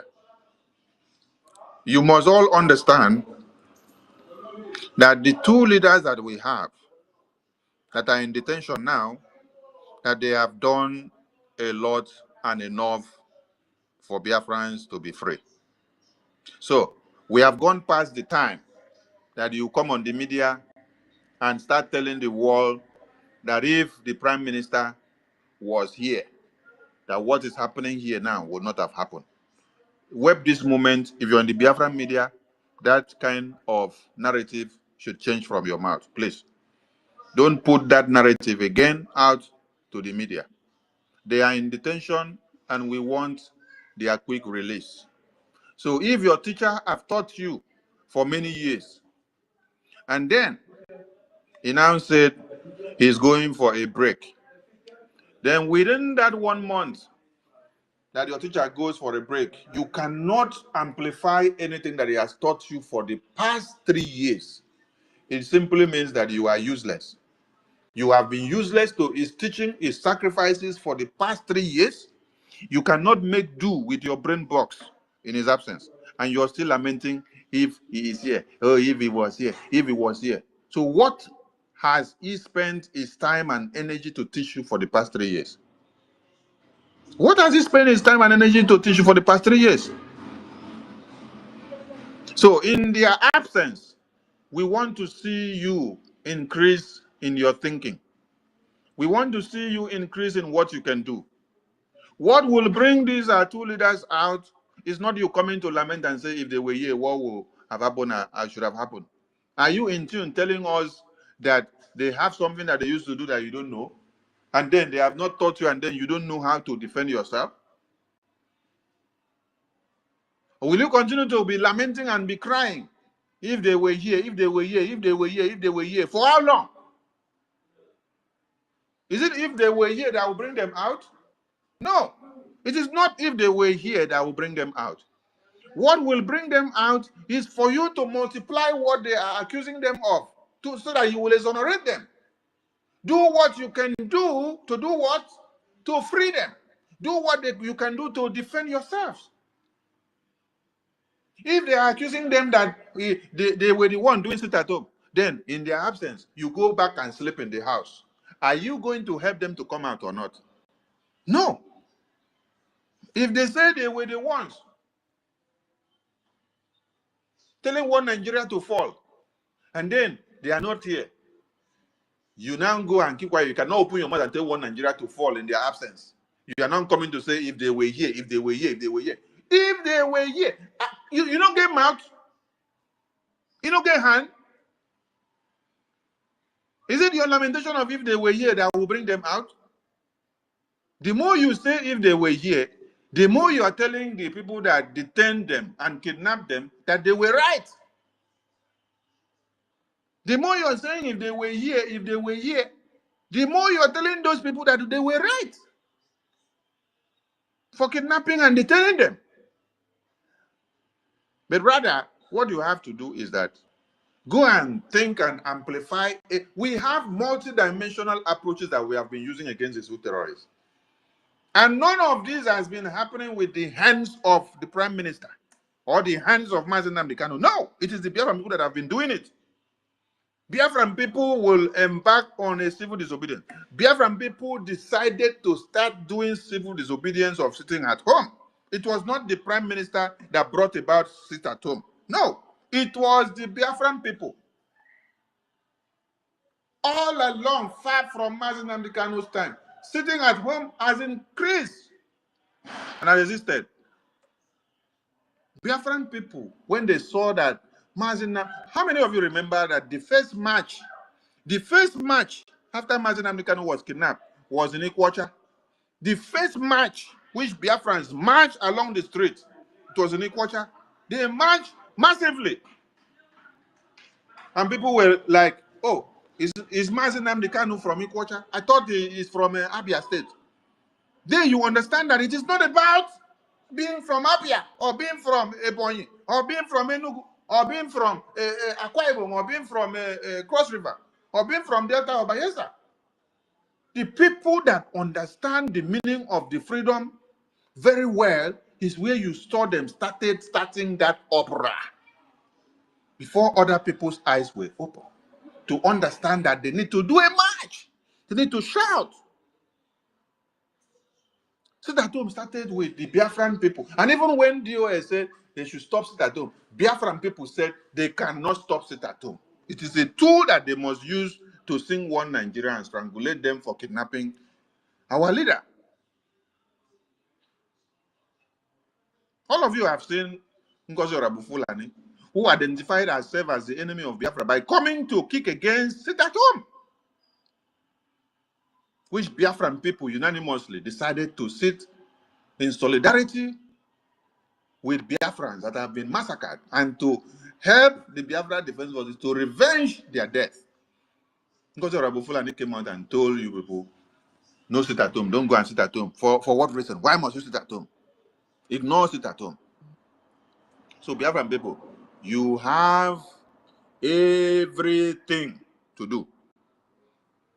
Stop coming to the media to use Prime Minister's name or our Supreme Leader's name to lament if they were here, if they were here, if they were here. We want you to do what we have been seeing happening.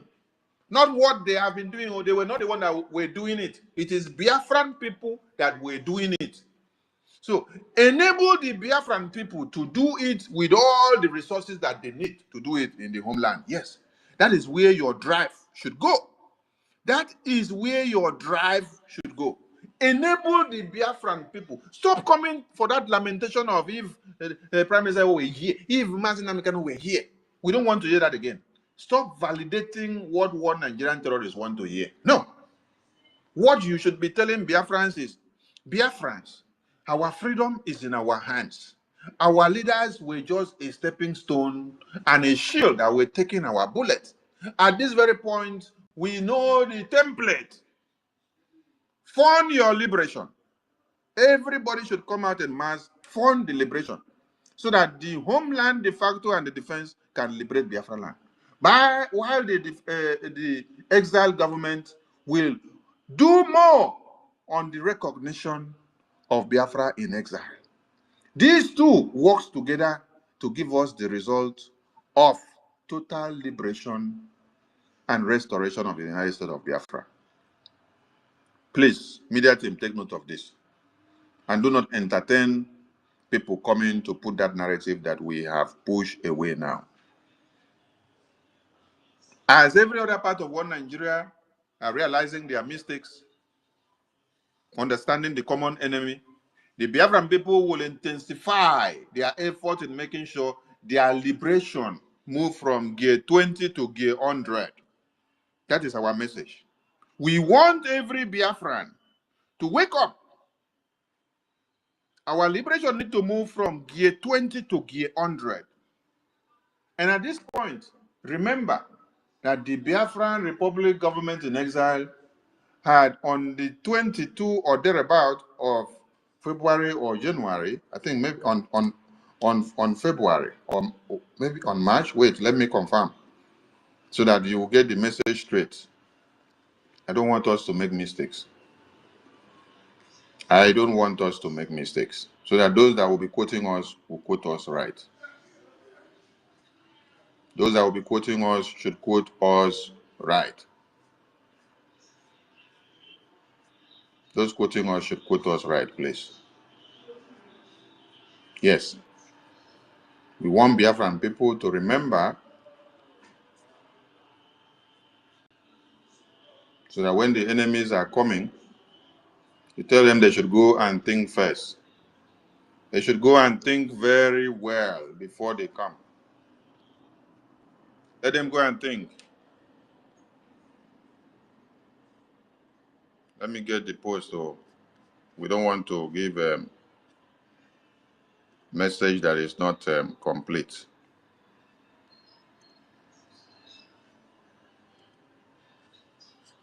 All right. On the 14th of March, yes, on the 14th of March, Biafran Republic Government in Exile had informed every Biafran to get ready for a massive protest in Finland and globally in all the embassies of Finland against the detention of our Prime Minister and our leader, Mazi Nnamdi Kanu. So, this message still stands. And at this point, we love to make one other clarifications.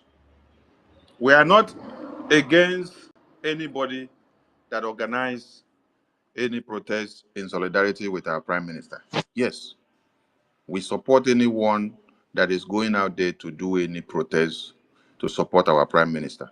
Biafran Republic Government in Exile is not against it, because we want all of you to do what you know you can do in your own way to contribute to the liberation of Biafra. But the one that the Biafran Republic Government in Exile had organized, the date will be announced. So for some of you there that think that we are against anyone that wants to do one or two to support the protest in your own way, please, you are free to go ahead and do your protest. We support all your efforts in doing your protest in your own way to also demand for the release of our Prime Minister. We need the effort of everybody to release our Prime Minister. We also need the effort of everybody to release our Supreme Leader. We need the effort of everybody to also get Biafra fully restored.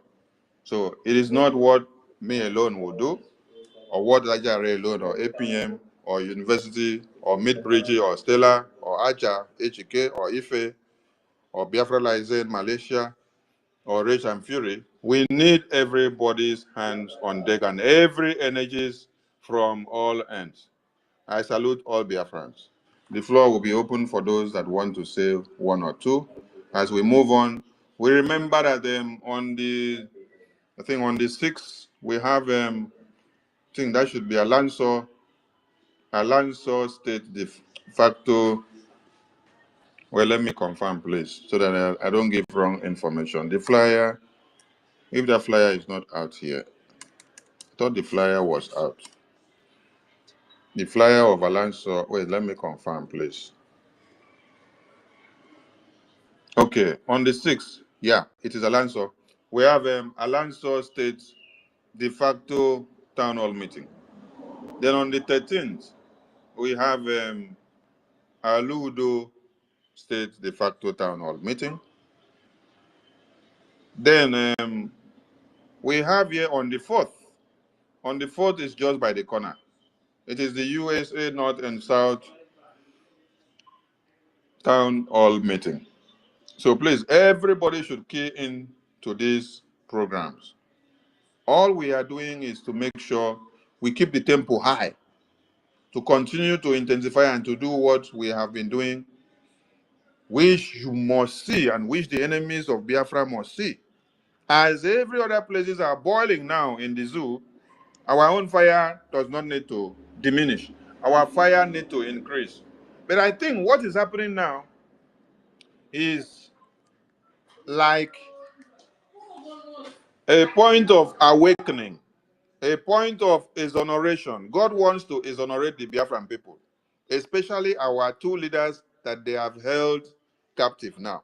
Yes, God wants to exonerate them by allowing the escalation of the terrorist attack to show up in every part of one Nigeria, so that those that downplayed the reportage before will have reasons to bring it up. You see, everything is happening at the same time. American congressmen are discussing the designation of one Nigeria into the red list. You come back to one Nigeria, you see the escalation of the massacre by the Fulani terrorists coming from the north to the south, the east, the west, and everywhere. So this is going all down to exonerate our leaders in detention, to exonerate the Biafran people for all they have been saying and what they are doing, for their reason of fighting for the restoration of Biafra. So those that did not understand before, did not agree before, with everything happening now, encapsulate all of them. You will now understand that the Biafran people, the Biafran leaders, the Prime Minister and Mazi Nnamdi Kanu as Supreme Leader, they have been right. Yes. So Finland released our Prime Minister. The crimes you accuse him of are all false. Those crimes are being perpetrated before your very eyes now while you lock up our Prime Minister because of your political will, because of your interest in one Nigeria. It is not what you get now that will matter to you, but what you will become tomorrow that people will speak well of. So don't try to please one Nigeria who are on a suicidal slide, who are seated on a time bomb because of your love of the natural resources that you have seen in one Nigeria. It will be unthinkable for the ancestors of Finland to sleep and wake up and see that they sacrificed their lives for Biafran people during the genocidal war, and then their children, which they taught how to also sacrifice for the Biafran people, in their own time now, are the people working to betray the Biafran people. Don't let the good legacies that we have for Finland be thrown into the mud. Alex, stop. It will be a shame that you have grown up to become useless to your ancestors who taught you how to defend self-defense. You are defending and standing to speak for Ukraine. Ukraine is facing the same thing which you described as oppression against a tyranny of Russia. The Biafran people are experiencing and facing the same thing from one Nigeria. The same way that you pamper and project Zelensky as the hero standing to defend his own people is the same way that the Prime Minister Simon Ekpa that you have detained is standing to defend his own people of Biafra against the terrorist attack and invasion that is coming ahead of his people. The evidences are everywhere. And if you need more, you will continue to get more evidences. Because as they break, that is how one Nigeria is unfolding more places of where massacres of Fulani terrorists have happened, which is the reason why all of us woke up to cut off the branches, the roots, and the stems that are connecting our people to become vulnerable and volatile in the hands of one Nigerian terrorist. Let history not speak ill of you as Alex Tapp, standing to speak for Finland. Do the needful and release our Prime Minister. We salute all Biafrans. Rage and Fury, the mic is open, and others that will need the mic, please. Everyone can come to the mic. We'll spend a few minutes and then we'll bring it down. Thank you.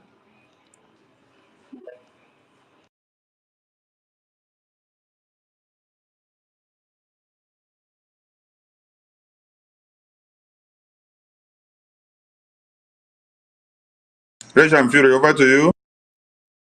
Need more people on the speaker? All right. Thank you very much. I hope I can be heard. Am I coming up?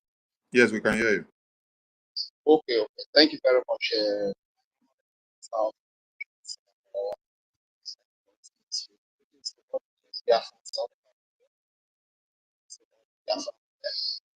All our leaders, thank you Rich and Fury, before you continue, please. I forgot to appreciate my media team. My media team, thank you so much for all you're doing, keeping the fire burning, because it's not been easy. You have all been sleepless, starting from morning till night. You're all there on the media, doing one or two to see that the energy continue. The Prime Minister is super proud of all of you, and he encourages you all to do all you know to see that your freedom is granted and restored. Thank you so much. We continue. Regent Fury, back to you.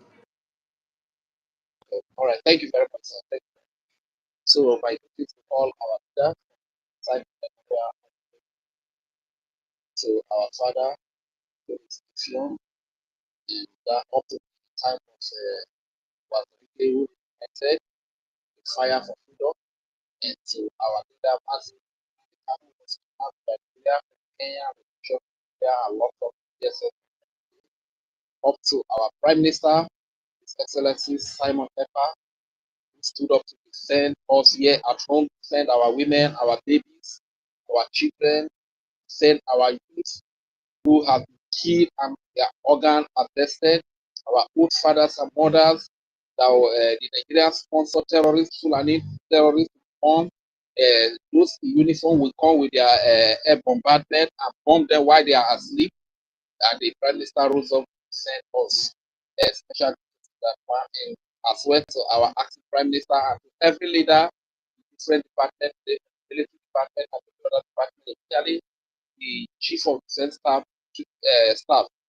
So thank you very much, and all the commanders and all the commanders. Salute you, and special greetings to our Elias, our lobbyist, Elias Terasuli.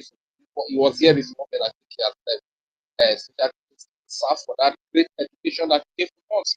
Our people need all this education. They really need Elias. I just hope they will learn. So, greetings to all the honorable cabinet members of the Republic of Nigeria.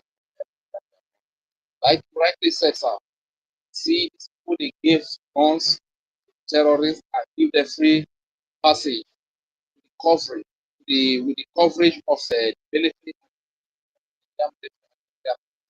So they are the ones that give them back in the government that from point A to point B everywhere in that contraction for Nigeria, you understand? So I've not seen it. I mean, being an speaking Biafra that Fulani went hunting and killed a bushman and came to say, I'm not a So this is the type of hunting just look for innocent people to the head of the Nigerian government just because of the simple of Islamization and it's very, very appalling. That's why we are appealing to our people that we must stand united and fight against, because those that are determined, those that are out to kill us, are very united, irrespective of their colors, irrespective of the language, right from Britain up to the Fulani terrorists, up to the political stooges, in the name of governors, senators, president, and whatever you call them. They are very united in their quest to get us executed, to get us eliminated. This is why we need unity, we need to be united, so as to defend ourselves from the ends of this blood-sucking demon. Up to the people that want to benefit when we have been killed, that want to benefit from our resources, like Silag, like Alexander Storm. They are very united, you understand? They don't give a toss about what happens to us. They don't give a toss if our women have been raped and put incited into their vagina. Alexander Storm does not give a toss. He does not give a damn. You understand? His focus is on the resources that are in their land that have been promised to him. So this is why we can stand up and unite and fight against all these evil monsters that are out to kill us, because they are all united to commit all this. And I like rightly said, Honorable, the normal thing that is ought to be done is, since our leaders were accused of incitement and they have been detained, What we are supposed to do is to multiply what they do. What was happening when they were present here with us? You understand? So sometimes when we see the whole place so quiet, it really beats my imagination, because when the whole place is quiet, it's a confirmation that okay, the accusation might likely be true. And one question I keep asking myself is that when our leaders were here, the Biafra Defense Force, they have their materials, their weapons that they were using to defend our women and our children, defend the land of Biafra, defending our people. So does it mean that when our prime minister was called for questioning, they threw away those weapons, or they see that our little effort will make a little contribution, we cannot provide them with granite to make this happen, and everywhere is quiet? You understand? Because the truth is that the result that is coming out even inspires people to want to even be part of the program. You understand? Like everywhere just quiet. Like it's just a confirmation that this accusation they are leveling against our leaders are true. And we must not allow this to happen. Let everybody in different departments, the kind of fire that is happening on the social media, let every department put in this fire. Give 110% fire. Let everywhere be hot. You can see those people that are hosting, some of them, they will host it for like 2 days as they go. This is determination. Not that they don't have anything. Sometimes they will leave everything they want to. Let's have this kind of sacrifice to see that this are everywhere is on. We multiply the defense of our land in the absence of our prime minister, in the absence of our leader. We take it like raise to power 3 again, or raise to power 10. On their behalf, then now everywhere is just quiet. So just so my question to you now, Honorable Minister of Economy, is it that with our little effort of contribution, we cannot provide all these defense forces a little granite to chase away all these enemies that invade our territories? Now we begin to have IDP camps. What is happening? I don't really understand. Thank you very much. That is my question. Or is it that the materials they were used to defend the land, as they called our prime minister for questioning, they threw away all the materials? What is happening even during the time of ESN when they were not well equipped? They were still making this happen. You understand? So what is happening? Those are my questions for you, sir. I yield the mic here. Thank you. I will answer your question. Give me 1 minute, please.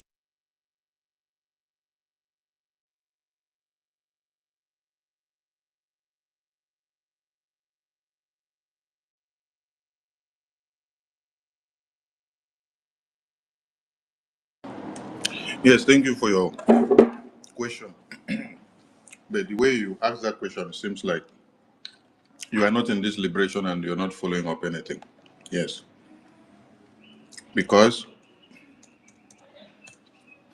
on Prime Minister's detention, there are some people that were given a mandate of coming to make the Biafra Defense Forces and the Biafra Liberation de facto in the homeland to look like a caricature and to look like a weakling.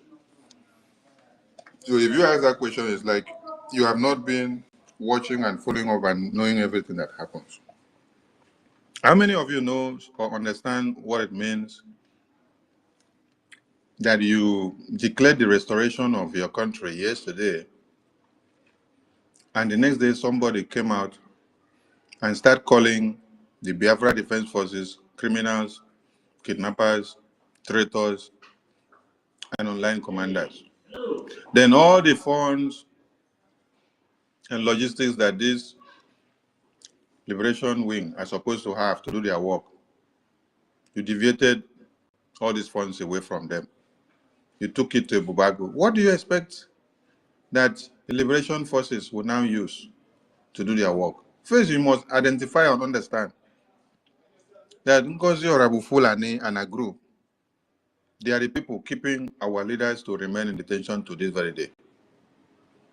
Because when your leaders are kidnapped or detained, and then you go and fight the finance of the Biafran people in the homeland that is being used to make the defense to be optimal, what message are you sending? You are actually the one sending the message to the enemies that it was true of what they are accusing your leaders of. Yes. For you to now go and start fighting the finance, start going to go and start fighting the fundraising and postponing fundraising.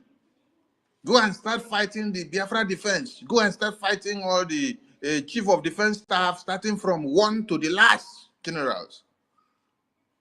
Start coming to the media to call them names. Then you see every other Biafran in the media that utilize the energy of her to use Biafra defense forces to do sabotage. Sabotage.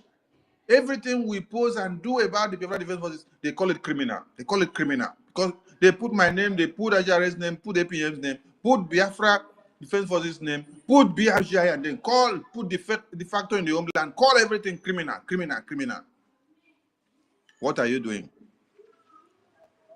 You criminalize them, you give them a bad image and a bad name, you deviate the strength. See, the defense of a country is embedded in the finance. Musa stressed a point and said, we have identified their molecules, and what we have to do is to attack their finance. What did Ngozi Foolani did? The first thing she came back from convention to do was to attack the finance. That is the assignment that was given to her. And all of you surrounding her, clapping for her, you don't know what she's doing. All of them that align with her from after the convention to attack everything that we, what did we not do that they attack criminal? IOU, we did IOU lecture. They attack it criminal. They use it to do.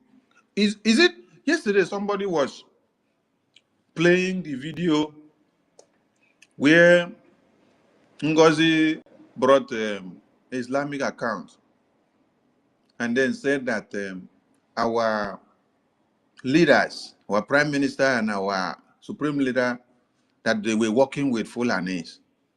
Then I was debunking that video, that our prime minister, our supreme leader never had anything to do with the Fulani terrorists.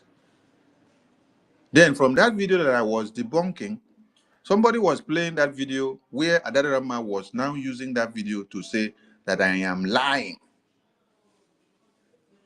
That I am lying. That the Fulanis are actually helping us. This is a video that R0RI did while she was still with Ngozi, while her brain was not working. So you can, when you listen to this video, you sit down and see and think, is this person okay? You listen to what she was spewing out from that video. What are you doing? You're validating the claim from Ngozi that your prime minister, that your leaders are working with the terrorists. Because you went and brought the Islamic bank account to give Biafrans. And we say, don't use it. We come against it. We pose out the dangers that will come against Biafrans tomorrow. And because you guys were on the verge of bringing Sonny down, bringing R0RI down, bringing Biafra Defense Forces down, bringing APM down, bringing anything that BRGI says down, you can go any length to do broadcasts to call the defense forces criminals, traitors, anything you want to call. Even when they bring, do you people know why I started this position on Marvelous Arenze? Ordinarily, I don't have time for anybody ranting in the media. The reason why I started this position on Marvelous Arenze is because Marvelous Arenze went to go and bring and do a video of New Mandate website. He went to go and click the website when PM posted for palliative. And then he now use it to validate the Tash Bank Islamic account inside New Mandate and said that Prime Minister endorsed the Islamic Tash Bank account. That is why you saw me do a position against Marvelous. What message are you passing to Biafrans? We are looking for a way of revamping the damages that you people have done, and you're now going to go and use Prime Minister's Twitter page to validate your Islamic jihadist terrorist bank account, which Ngozi brought against Biafran people. And you're lying against the Prime Minister and say that he did it just to be able to make a point. Just for you people, then when the Biafra Defense Forces will come out and say, we don't have anything to do with the Islamic bank account, everything now is torn apart. So, if you all follow up everything that has been happening after the declaration, you will understand that when they came up to start confessing that they took over 50 million naira to go and do contract with the Bubagu Caterpillar, they took over 80 million naira to go and do propaganda marching. And every day they are gathering to raise more money to do more recruitment with the Bubagu. This time it is Sapele that will go to 47 is now being used as the middleman to liaise with Sapele for them to do more recruitment. So when you had 100% of Biafrans making their liberation fundraising in one place, now they divided them into 70:30, and then they carried a huge amount to go and give war Nigeria because they hated the prime minister. Because they hated the prime minister and they never want his success. They don't want him to come out. They don't want him to be released. That is why they prefer to kill him and put him there forever by making sure the money that is supposed to go to one source for the liberation of the homeland, they would rather go and put it and give it to Ebubagu terrorists so that they will now come back to continue to validate that nothing is happening from the Biafra Defense Forces. So that means what Finland, what one Nigeria are saying, that it is Prime Minister, it is Supreme Leader that made everything to happen, it is true. I want people to understand something. There is a calculated attempt here to validate one Nigeria against Prime Minister. This is what Ngozi's group are doing. And every one of you inside Ngozi's group understand this message very well now. Now, whatever that you're doing with Ngozi's group, you are part and parcel of the persons that you don't want Prime Minister to be released. Because if your leader is accused of doing something in the street while he is here, and then in his absence, you go and quench all the fires that were in the streets, what message are you sending to the persons that accuse him of being in the street and lighting up fire in the street? What message are you giving to these persons? So that is the answer to the question that you asked. And I want every Biafran to understand that having our fold in one is the strength of the defense forces, the liberation, the de facto in the homeland. So stop making your donations to give Ngozi Group for them to use for a Bubagu and to destroy the release of Prime Minister, if you're actually for Biafra. But if you're not for Biafra, continue to go and support a Bubagu. Okay, University. my honorable minister, I don't know if I can ask for that. Go ahead, let me hear you. Thank you very much. This is very nice. But sometimes I look at like, okay, does it mean that the people that were funding this because they are one of them? We have any hope on the R0RI that they are going to make this happen and increase the level of sense, probably your voice is cracking. Try to get to where you have it. Let me remove my earpiece. Is it okay like this? Remove it, and speak without the earpiece so that I can hear you well. Okay, fine. Thank you very much. Sometimes it's very painful for what Ugozi has done to us, and sometimes it feels like, does it mean that because Nigeria can do anything, they can even bring those people to be supporting the movement to work for them, you understand? So at the very dying minute, they will all pull out with Ugozi or Abweze, which is happening now. And there's a thought that will always come to me, that so without those people with Ugozi or Abweze, does it mean that we will not be able? That is why you need to stop this lamentation. Yes. Stop the lamentation, stop the ill thoughts that is coming to you, be positive, and then beef up the strength that you have. Bring more Biafrans, encourage more Biafrans to fall back to support their liberation. Don't ponder so much on what Nigeria is going to use Ngozi to do or what Ngozi is going to do. So focus on your strength.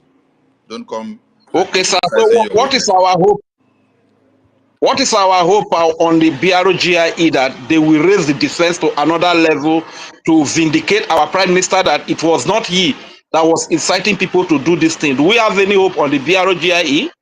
The hope of R0RI is dependent on your participation. R0RI is not one person. R0RI is made up of all of you. So the strength that you give to your liberation is what R0RI will make to catapult you to the next stage. So if you are not hopeful to yourself, how can you make a difference? So when you hear R0RI, it's not Sonny, it's not university, it's not Ajare, it's not 1 million, it's not you alone, it is all of us. So don't be hopeless of yourself. Don't push it and say R0RI. You are part of the R0RI. So be hopeful to yourself, gather your strength, look for every resources that you have to bring up so that you can make a difference. When you start being hopeful of yourself by yourself alone, you will make a difference by convincing others and bringing others on board. Don't open program and start lamenting and crying as if you have no hope. Be hopeful to yourself first before you now try to summon another person's hope. Thank you. All right, thank you very much, Honorable Minister of Information, for the opportunity. I'm just worried because our prime minister needs to be out, and we need to raise the power to another level. Thank you very much. What you will do, what every Biafran will do, is what will bring our leaders out. So let us multiply what we have to do and stop pushing the responsibility to the name R0RI or the government alone. The government we have is not a government of Sonny or APM or PM or Ajare. It is the government of the people, for the people, and by the people. The people makes the difference. The people come together and make it happen. So when you go with the ideology of one Nigeria, of what will I get from one Nigeria, you will not make a difference. Rather, what can I contribute to the government for the government to move to the next scale? That is the ideology of a patriotic citizen that is ready to see that his government makes a difference. Thank you so much. Mazin Kudinamba, over to you.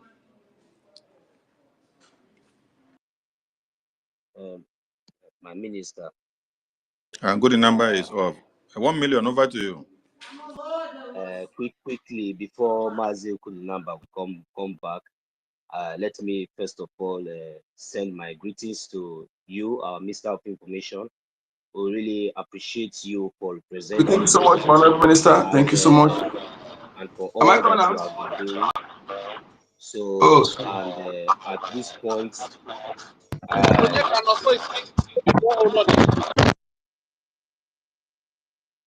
all right, thank you very much, Mazi Onyeka. Just 1 minute, I will leave the mic back to you, okay? For the question that our brother Mazi Ridge just asked, I just want to throw more support to your submission, our information minister, because you see, in this liberation phase, since I myself started following up, I have never, have any second thought, like, maybe with or without, or even in the midst of all these temptations and all these things that we are seeing, I still remain strong. I still remain very, very resolute, because our leader Mazina Lukano told us that even though it is one person, that Biafra must come. So I understand what that means. So I think it's hard time that each and every one of us will have that kind of mindset, and and that is the only way we can push we can push forward. So any mindset of demoralizing mindset that is not an option at all. No matter what, no matter the kind of intimidation, no matter anything, we have seen it all. So there is nothing that is going to come up today that we have not seen before. Even the sabotage here and there, everywhere, we already seen it all, you know. So it's not something that is going to move us now. So I want you to know, my brother Maziri, there is hope, very strong hope, very serious hope. I am telling you, my brother, there is no. Just forget about all these things that is going on now. That the way you are seeing. Look, when the time comes, because we are just here, we are citizens. You know, we have to keep on doing what we are doing. That is the reason why, because we really understand what the time is right now. That is the reason why you see each time, even on the spaces, we call for fundraising. We don't have time for all this, you know. There is hope. Forget about all the, there is serious hope, a very, very serious, a severe, big hope. That thing that you are waiting to see, my brother, we are not playing. The government is not joking. The Biafra Liberation Army, they are not happy with what is going on. You understand? But our effort, just like as our information ministers have said, that is what is going to give you exactly that answer that you are looking for. But even if or without this sabotage and all these criminals that you are seeing around, I am telling you, my brother, there is hope. Because you see, Biafra, this our freedom is nothing, is something that that has been ordained. So it's something that nobody can negotiate, nobody can stop it. So it's just that, you know, they say faith without work, or without work, without action, or without, you know, is nothing. You understand? So the only thing that is there is that we must continue.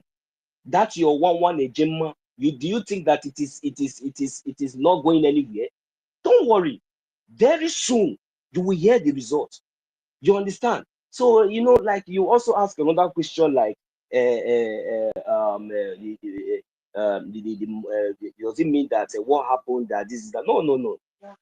The fact is that as it is right now, our funds, our funds of our defense was, you know, they tried to sabotage it. And at this point, you don't expect things to continue to just move just like that before, because this our Liberation Army, and even we ourselves, we really need to take time, just like what we have been doing all this while. And I think by the grace of Almighty God, I think our people are now coming back, and this is the results that we really need. Then the conscience of the people are waking up. Now the people are now, you know, getting the message very clear. It's not like the way we expect it that we are going to see it. The ways of the Biafran Liberation Army is not the way of, you know, the way we see it. They are army. We are civilians. You know, we just have to do the needful. Our land, the protection and the defense of our land is their priority. So you don't expect them to come out now today and go and do something, and the next time they run out of. No. They have to be really prepared, because you see all these things that is going on. The answer, the results that the zoo or whosoever that they are looking for, I am telling you, my brother, before God and man, they are going to get it in no distant time. So that hope that you are talking about, my brother Rage, just forget it. There is a serious, very huge hope.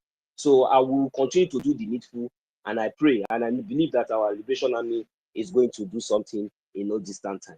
So, and I also want to come to the side of this hypocrite. I call him hypocrite for me. I don't know how that sounds to any other person here, because from his actions, and you know, from his ways, and you know, his characters that have been seen, that he has been displaying these days, is just like an hypocrite, because that is what I call it. You know, I'm talking about Alex Storm, because you can't be angels in the streets, whereas you are a devil at home. Because I don't understand the meaning of what you are trying to project yourself. I'm telling you, you are going to come back in shame, because you know, you just held your own citizen that is fighting for a just cause, you know, freedom for his people, and at the same time you are just there parading yourself from one post to another pillar, you know, as in maybe to claim something that you are not. Remember, your own citizen. Why are you keeping him why are you keep still detaining your own citizen? What is his offense? For how many months? And you are parading yourself up and down from one pillar to another post. That is an hypocrite. You understand? People are dying in Biafra land. People are not even dying in Finland. Where something is happening is in another place. But you tell your own citizen, your own son, your own citizen, because he's fighting for his freedom of his own people. Can't you see the accusation and everything? Yet nothing that you have found, but you still hold him higher parading. This is just nonsense. This is an art of hypocrite. So you have to retrace your steps before it will be too late. Because there's no way, there's nothing that you people are going to, no matter any power, no matter any position that you think that you obtain, no matter how you project yourself in this world, it just take a day, a second, for everything to just go up. So there's nothing in this life. This life, everything is vanity upon vanity, but it is very, very good for you to stand and do what is right. What is right is what is right. It doesn't really matter. And I want you to also understand that interest or whatsoever that you are trying to protect and you are using against violating the rights of your own citizen, because it has gotten to that extent. I don't really get it anymore. So now I want you to understand that interest that you are protecting belongs to that citizen. It belongs to him. You understand? It belongs to us. So if you are trying to protect the interest under foreigners and under terrorists and under criminals, don't worry. At the end of the day, you see all these crimes, none of you will be exempted at the end of the day, because it is not your people, but at least maybe with time, all of you that participated in all this crime, both those that see that did not talk, both those that collected and say, okay, let us keep quiet, all of you will be held accountable. It doesn't really matter your position that you are in this world. You understand? You will be held accountable. There must be a karma. There must be a consequence for your actions, because this is not just politics. This warrant lives of over millions of people, particular people that you have been benefiting from their natural resources, to the ones you have been stealing, even apart from the ones that you have done to us for decades that we have not even recovered from. But still yet, you went to the extent of, kidnapping our leader from Kenya, and keeping quiet, and also at the same time questioning our leader for fighting for the freedom of the people. And at the same time, you are jumping from one pillar to another post, shouting Ukraine, this and that, and this is that. It's an hypocrite act. So please, I don't know how I'm going to put it anymore.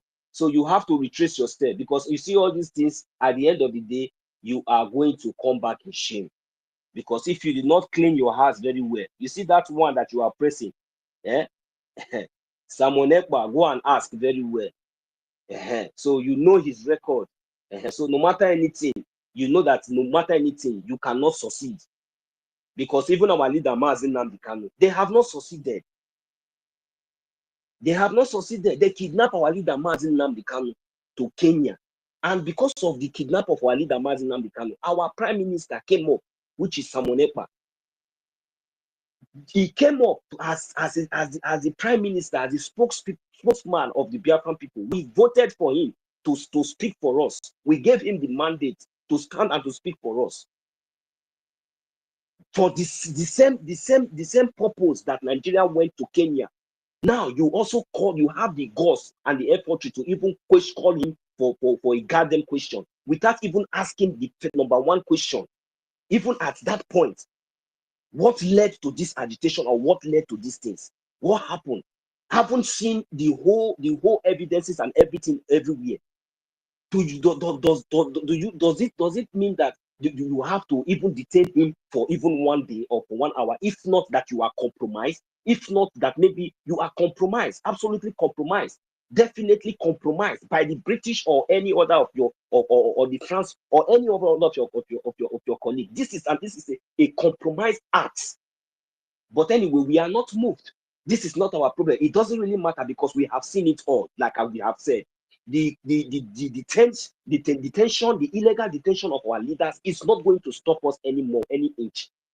That maybe we are quiet is that we just need to re-strategize, because when they say he who fights and run away, we fight another day. We have seen it all. It didn't last. The criminal that they planted among us, she have already failed. And that is how Chukwukika Abiyama is a divine. Chukwukika Abiyama did not allow this very one to last like 1 year, 2 years. He knows the reason why. He didn't even lasted for like 2-3 months. And everything just opened up and everybody now are coming back and we are getting up. Yes, it's okay. It doesn't really matter. We know that the zoo, it seems like they are now gallivanting. And no. Allow them to be gallivanting. I reminded them that, look, the band of every terrorist zoo uniform or any of their offices in Biafra land, in the whole 40 states of Biafra land, remains in order. I have not heard from my information minister or from our government or from anybody that the use of Nigerian plate numbers in Biafra land and checkpoints and all those things that we banned, that they have been uplifted. I have not heard it. But you know, the good thing is that I am telling all of you, those that used to hawk things around those areas, you know, this question that you asked now, Rich, is very good question, because to remind our people, because sometimes maybe our people, we forget. Those criminals, those sabo, what are we going to do? You are still going to those secretariat offices and maybe all those offices that have been shut down by the Biafran government in Biafran territory. You will be the scapegoats when the time comes, or is the Biafran Liberation Army going to start coming out to start announcing, or maybe our government now will come out? Do you think that it's going to be like norm, like the way they will come out and say sit at home or this one, that one? Sometimes it might be like that. When they say sit at home, some of them will still go to those places because they will think like it's before. Maybe Prime Minister is not here. But we are reminding them that those bans is still remain. If you step into our territory with anything zoo, official, anything zoo terrorist in our territory, you are a suspect. You are a terrorist. In fact, you are a gunner. Anything you see, you take. Time up. Round up. All right. Without wasting much of our time, I just want us to understand that, please, this is not the time for us to have any double mind, because we are moving forward. I will yield my mic here. Thank you very much, my information minister. Thank you, Mazi Rich. Thank you very much for that question. At least our people should be aware that no going close to checkpoints. All those bans are still there, so that they will not forget. Tomorrow they will say they didn't hear. So please, those things are still in vogue. Thank you very much. I yield my mic here. Thank you, Mwachineke. Good number, over to you. Thank you so much. Thank you, Honorable Minister, for Information and Communication. Deputy, thank you, the ministers, Biafrans, friends of Biafrans, our lobbyists, and ladies and comrades, I greet you. I'm Onyeka Joko, aka Code Number. First and foremost, I want the international community, those who are betting our enemies because of resources, that you will still get the resources you are from us. Couldn't it be better? You save life and still get the resources than destroying innocent life because of resources. That is what I'm telling you. You still get the resources from Biafra. We own it, than you going through the back door and destroying the life of Biafrans. Thank you. Again, I want our people to understand what it takes to defend territory. You know, you don't go into battle with manage. You don't manage and go into battle. So you have to be sufficient with what is needed before going into a battle. So to avoid being stranded on the way. So that is why we must focus in increasing our funding. We must focus increasing our funding, and also I'm calling those of you who are abetted this breakaway terrorist group, which is chaff that have been separated from the wheat.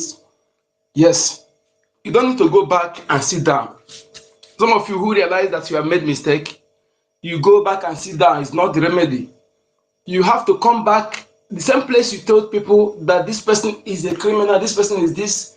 You come back and still tell them, oh, sorry, I have misled you before. What I told you about this person is not true. Please come back. Let us continue what we're doing. Yes, that is the only way we'll be free. Because you have used their mouth to mislead people, you know, and without asking questions. I'll be telling our people, learn how to ask questions. And when something happens immediately, don't take action immediately. Don't take decision immediately. When you take the decision immediately, you always end up making mistake. Like when you say, people are running, everybody's running. Don't just start running because people are running. Sit back, try to know what is pushing them, or know where they decide to run to. Okay, not just pick up running because others are running. So when somebody tell you that this person is a criminal, ask for evidence. Ask for evidence. If we have learned how to do so, many people who follow this breakaway terrorist group wouldn't have done that. Ask questions, ask for evidence. What is the evidence of what you're telling me? And I want you to know that those who always quickly to call someone a criminal are criminals. No genuine person that will just wake up and call somebody a criminal based on innuendo, based on leaks or without facts. Those people they call criminals, those they deemed that will be against their criminal action or will be the one to expose them. So what do? They will quickly call them criminal to divert attention. And you that is they are trying to divert your attention, it is your duty to ask them evidence to substantiate what they are alleging against those persons. If you have done that, you have given you opportunity to discover that these people they are not what they told you they are. So not just immediately you hear it, you begin to jump because of emotion, because you hate someone. Don't subscribe to what they say to someone you hate because you hate the person or because you have issue with the person. Then you subscribe to whatever anybody tell you about against the person. Don't do so. You always lead to regret at last. So you that have realized all we have been telling you from onset, from the one, what do you do now? Is it going back, withdrawing and go and relax? You don't want to do anything. So you are still supporting that evil. If you have gone back to sit back without doing anything, you are still, in fact, you are now making it worse. Because if you are not for us, you'll be against us.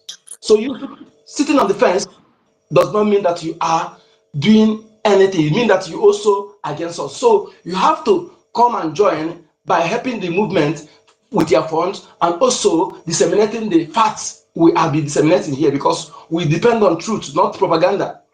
So you have to come up with your funds. Fund is very important here, not asking what are they doing, but you do not contribute anything. Someone was lamenting days back.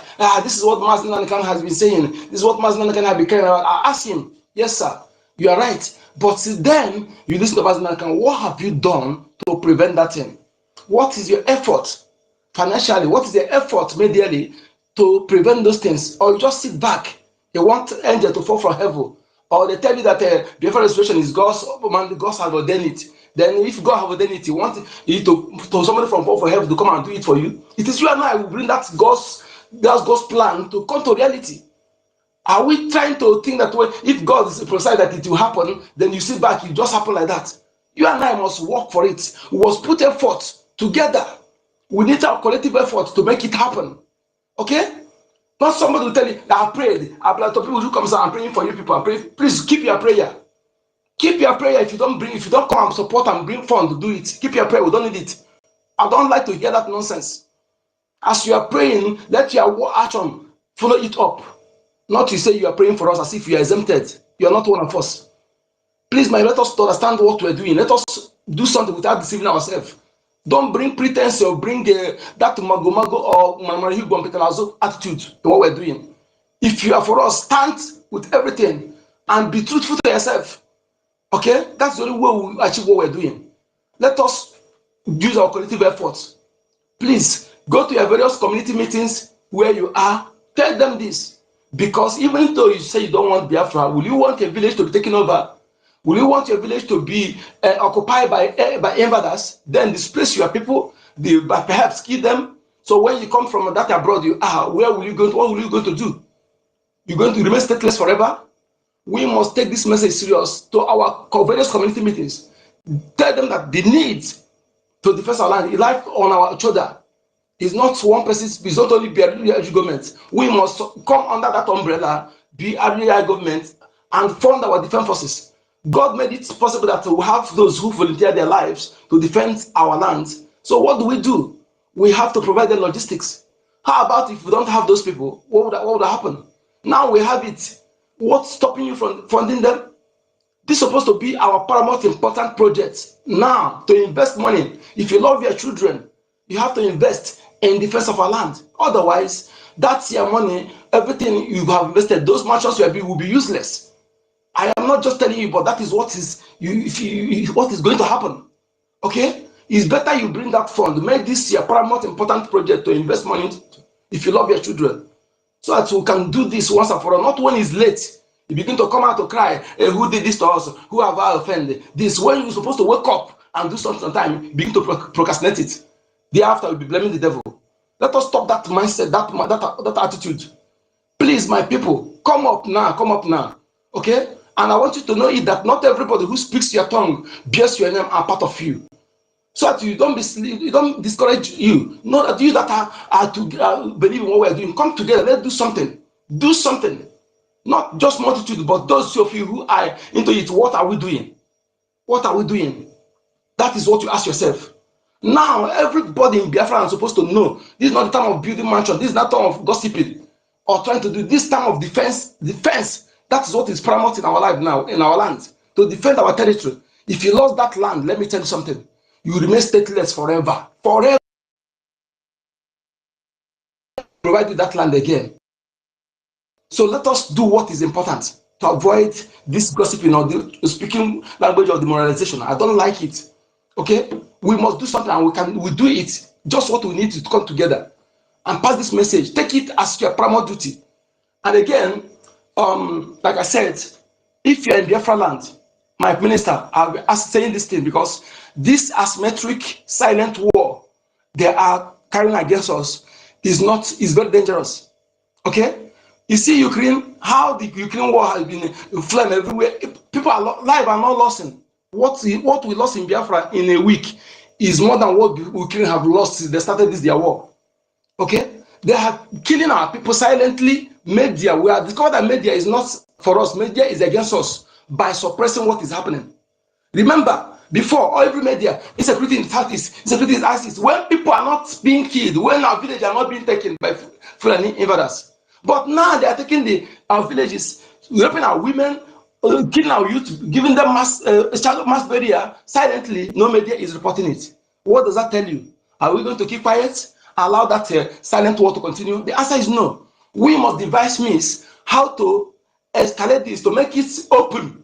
Because when everybody knows there is war, life will be saved. And it will also help our youth to devise self-defense mechanism in the various village. Because some village now don't know that there's something is going on in the other village.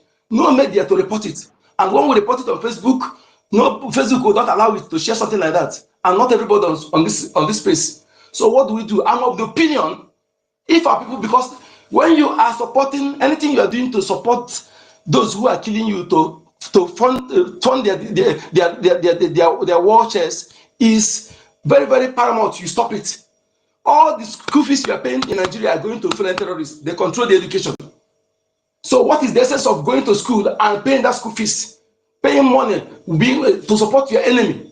What is the essence of all those things? Those of you who go to church and pay tithes to those who cannot speak to your behalf, who have never helped you for once. If they cannot help you since all this while, now at the date, now they still keep quiet. What is the essence of you following them? It is better you follow those who has been making effort to protect you, which is Biafra government and Biafra Defense Forces, and bring that your money into it. So what do we do to let our people know there is a war, so that everybody will know? But that action will make the people, even the external world, to know that something is happening in these places. Because this silent, secret war is dangerous. That is my concern. And again, our youth, if you're in a village, anytime you see the Fulanis in your village packing their things to leave, know that something is about to happen. Be very, very vigilant. Convey this message to your people. Be very vigilant. Don't speak much, but be attentive and very, very alert to see strange movements, and make sure that you give alert. If you see any sign of mark, chalk in the tree, in your bushes or in your street, just clean those things. Know that is a mark of how they will move to attack you. Don't keep quiet. Don't keep quiet. Help those who are defending you to defend you. Thank you. Thank you so much. Help those who are defending you. Help them to defend you well. You can't just sit back and begin to focus on money. Around the park, when you avoid, you ignore something you're supposed to do, then that money you are pursuing, your enemy or stranger will eat those money. Thank you for having me. Thank you, Minister. Thank you, Wachineke. We go over to university. University, over to you. So,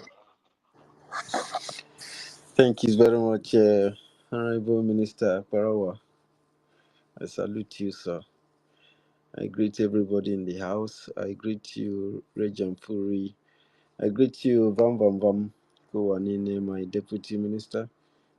May Chukwuka Kabiyama bless you. So, I want to start by the record that was played by our Minister Parawa, the interview guy. So I was thinking that the people who had the license was the vigilante people from Edo State. I didn't know it was even the terrorists they gave license. So what that means is that these people have been licensed to kill people. They've been licensed by the Nigerian government to kill people. There's a guy they call Murphy about this situation in Edo State. That guy is claiming that Fulani is no longer kidnapping people, and I was live doing that. He challenged people. Anybody from Edo State who can challenge the Fulani in their move for revenge. He is even claiming that they are no longer saying, they never said they want to do revenge. So that guy, nobody from Edo State was able to open their camera to challenge. He challenged everybody. If you open your camera to challenge the Fulani, that if they dared carry out any revenge, that their people will be disciplined. Nobody fee open camera. You see the cowardice. What's going on? Okay. You see the cowardice that I've been telling these people in Edo State. When you want to fight yourself, you are very, very strong. Now you have a situation in your hand.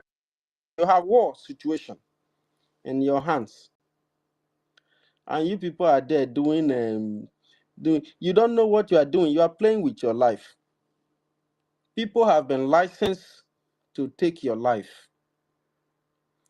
And all this why your problem has been Biafra IPOB. I hope that your eyes is being cleared now, because your governor have said that anybody that is dealing with Fulani shall be disciplined.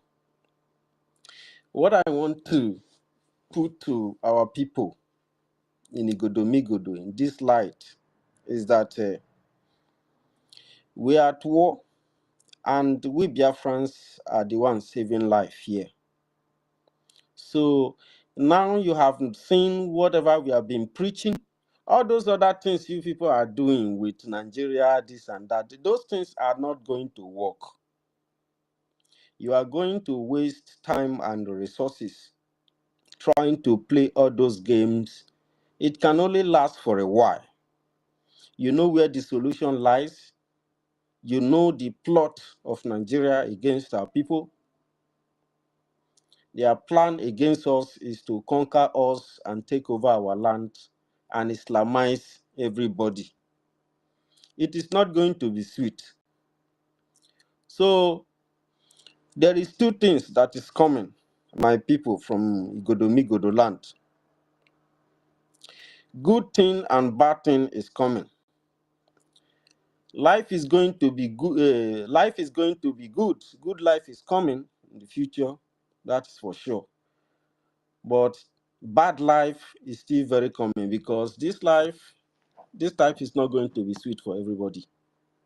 Because some people are bent to hunt us down in our land. And there are thousands, if not millions of you,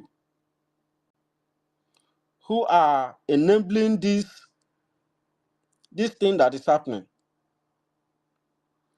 And it is only few poor people that is talking. Apart from the governor of Edo State, who could not become a coward, at least that was the first time I see Nigerians stand for something. Because it bites my stomach even listening to their news. I don't.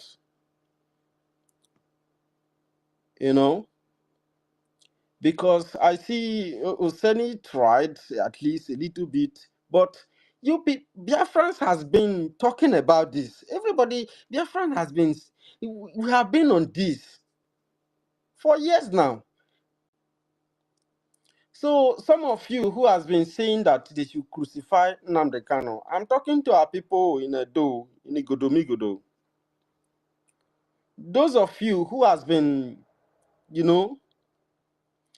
intensifying the crucifix of Nnamdi Kanu. So you people don't really know the reason why you arrested him. You don't know what he has been preaching, he has been saying all this while.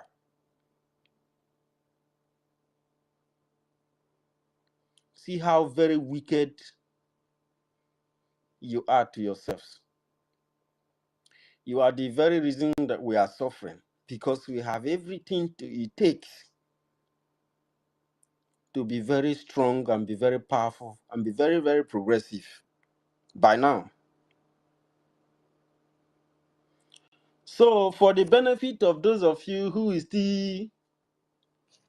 are still trying to, joke with us, we are very, very serious.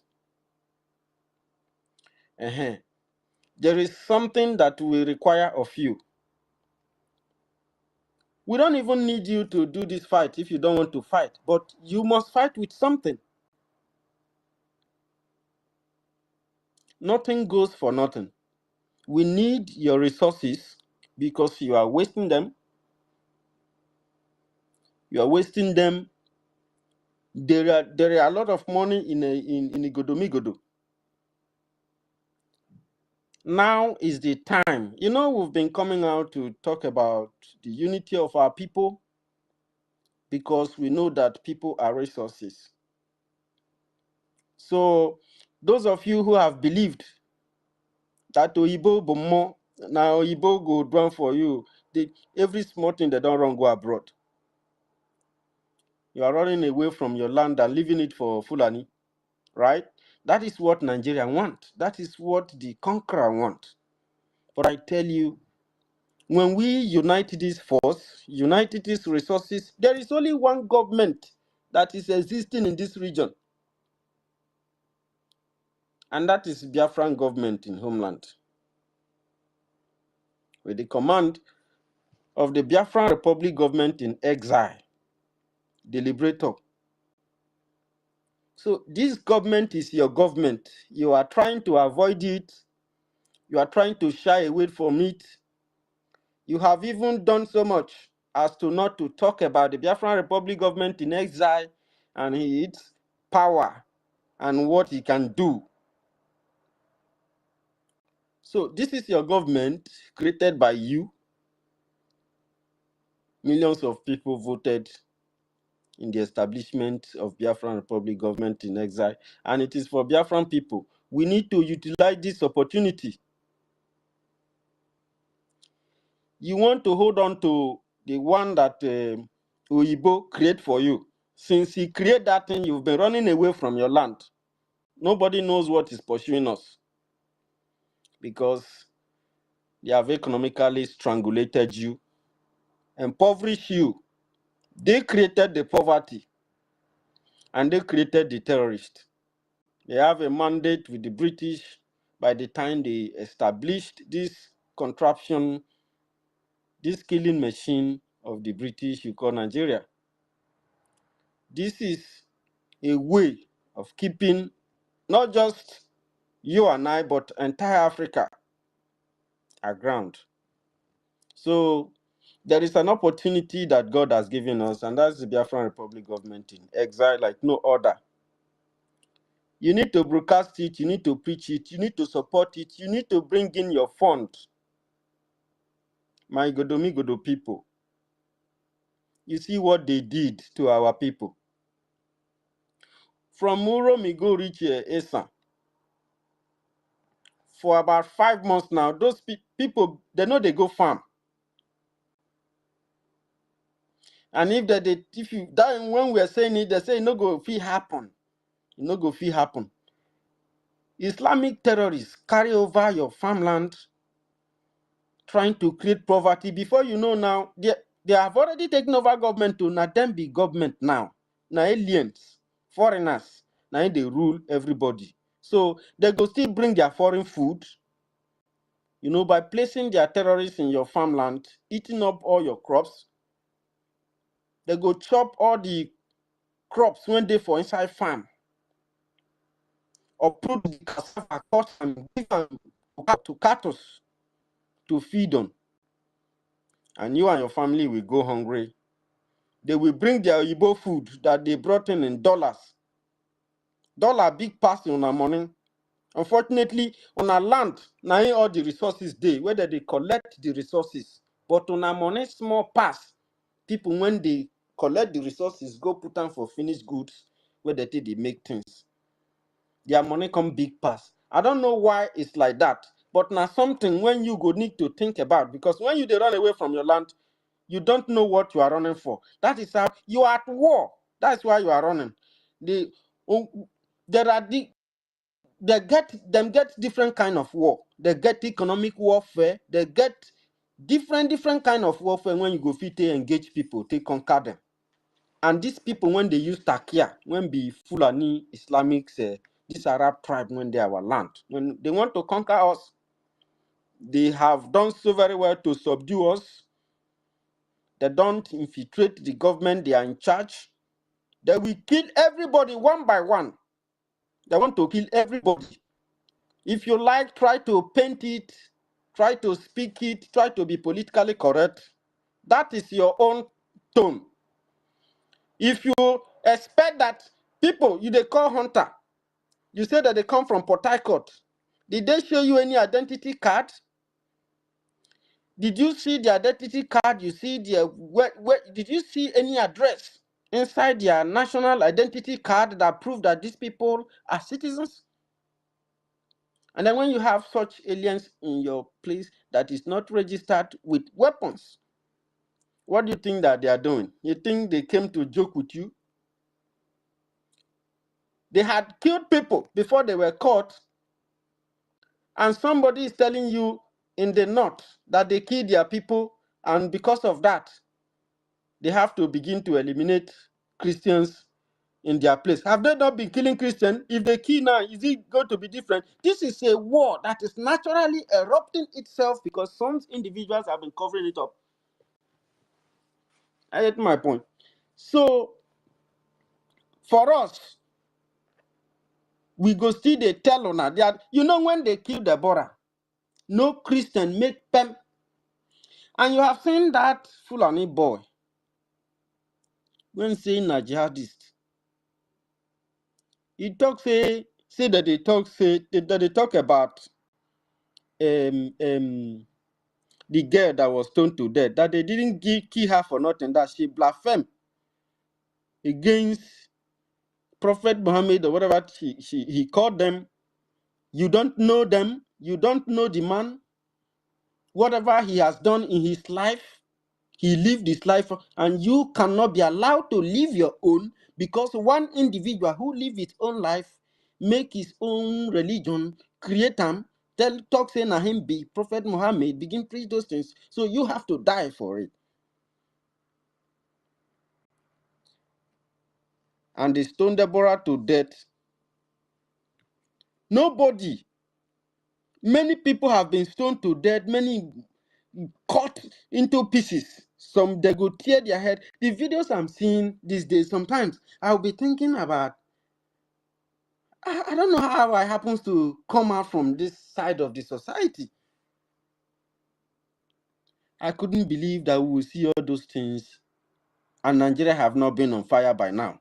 We don't need anybody to tell us after our life.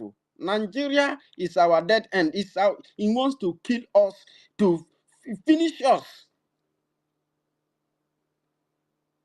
So it is our own choice to defend ourselves. You see those people, when they butcher Christians on daily basis in different villages, in different communities in the north, and no video covers it.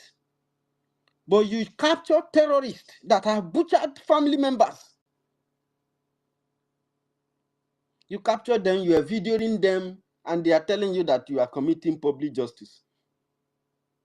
Your own self-defense now is now a public justice. But when they butcher Christians in the north, that is not a... Sometimes the video, these people went to the church, they butcher everybody.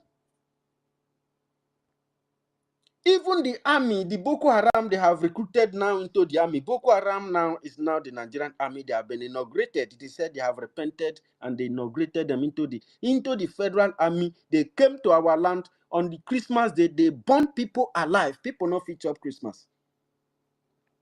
Okay, because it's not your village. Not concern you. Now it don't come our doorstep. It happened for our doorstep on the Foolani, they protest. My people bunk me for where they dey. This is very bad though. Now you are proving your coward. When will they tell you, say, this country killed their saviors the time they fight against Biafra? Because you were fighting for British and for Islam. And today, your eyes is now very clear that Biafra is the only solution that Nigerians have. The only solution, the only way. That is why the Biafran Republic government in exile is a government that you cannot joke with. A government that is fighting a battle. Do you know what we are into?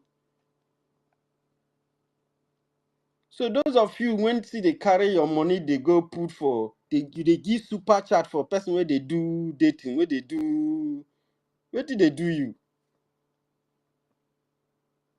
My brother, they waste your money. Let me tell you, the best offering when you go give for your lifetime, now the one when you give in defense of your land. So Fulani don't kill our people, kill. Nobody fit talk. Until some people, their mother go farm and not come back. Their children go school, they not come back.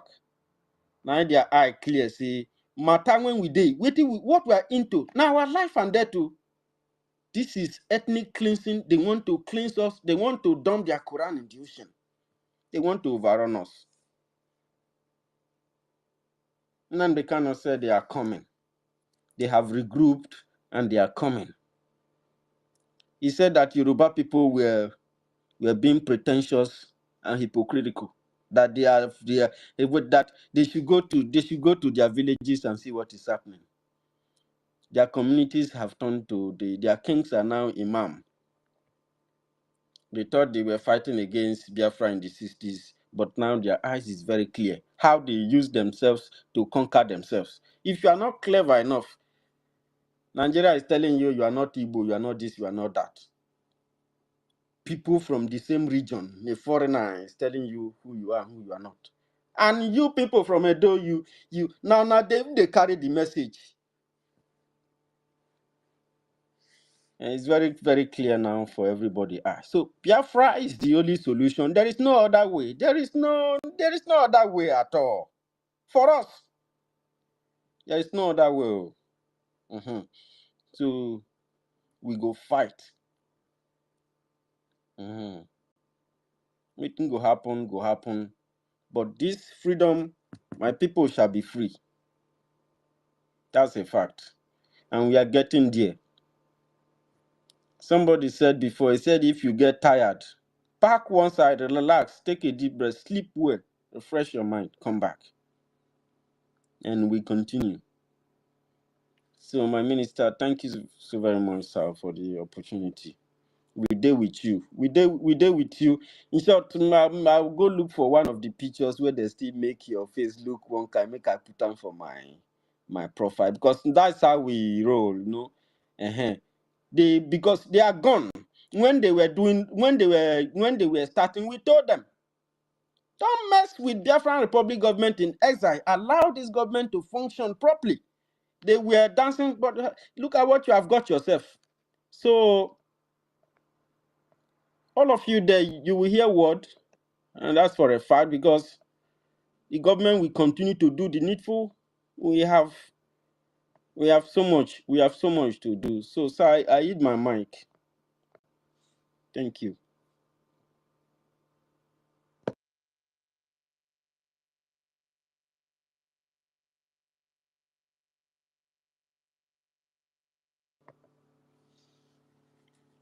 Honorable, are you there?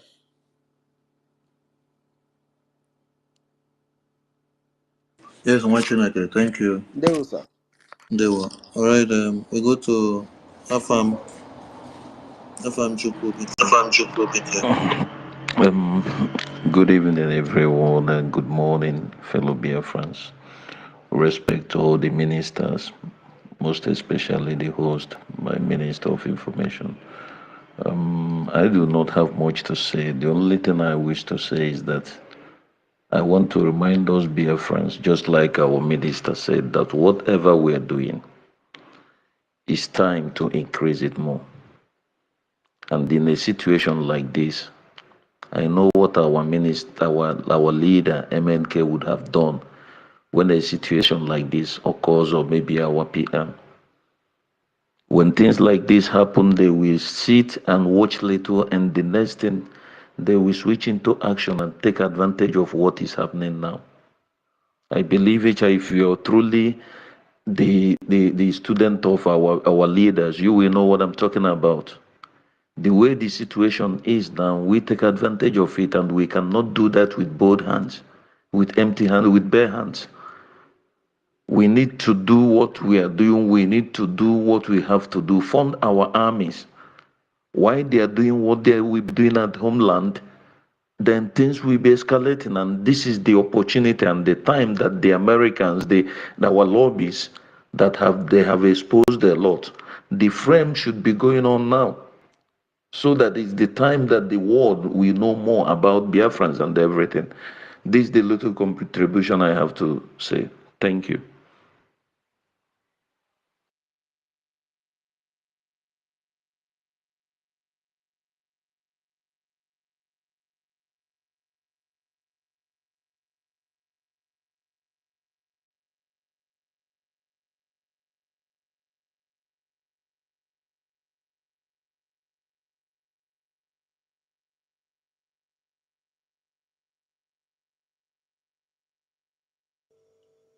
Minister is done.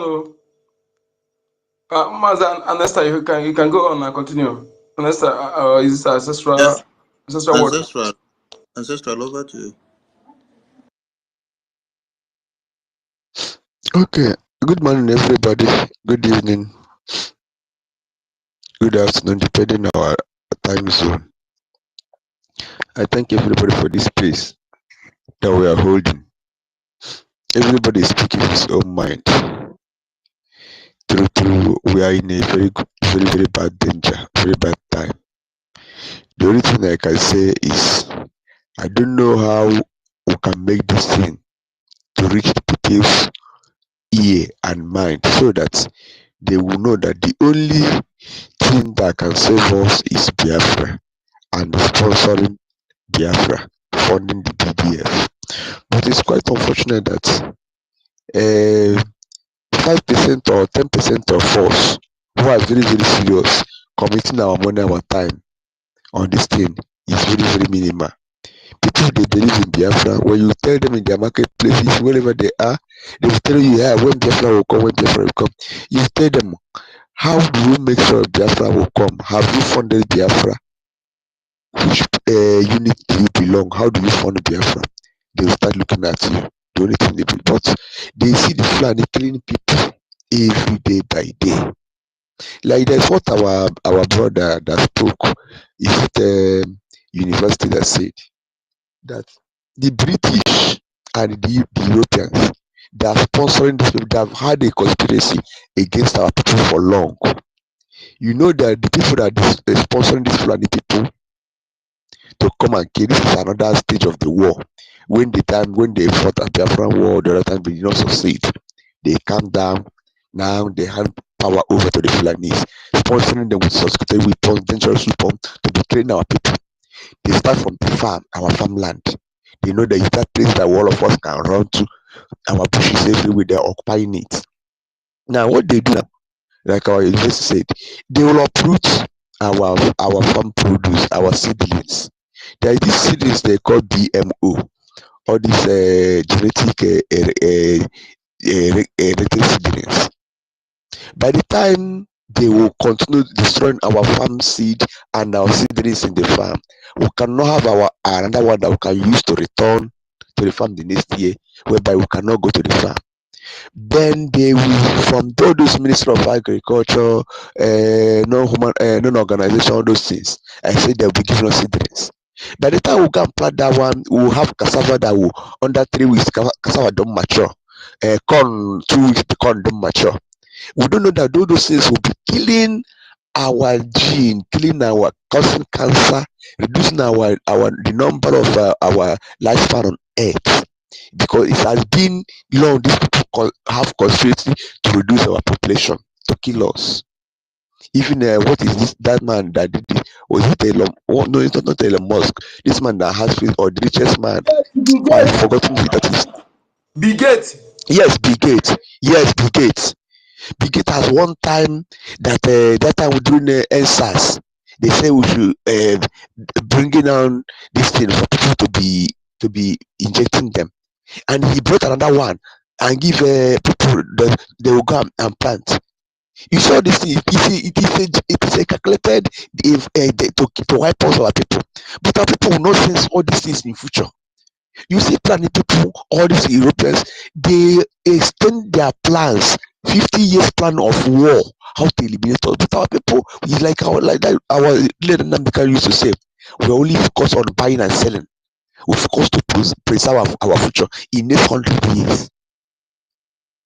It is only when we begin to reason like this, we have anything we have, we trade. The struggle on a daily basis, we give half of it, even 1/4.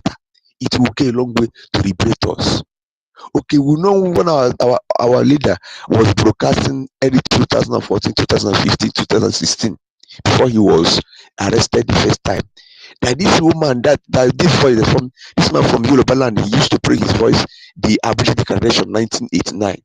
The man said the reason why God is withholding these Fulanis from killing us is just because of his grace. That God is giving us more 20 or 30 years for the Christians to rise up.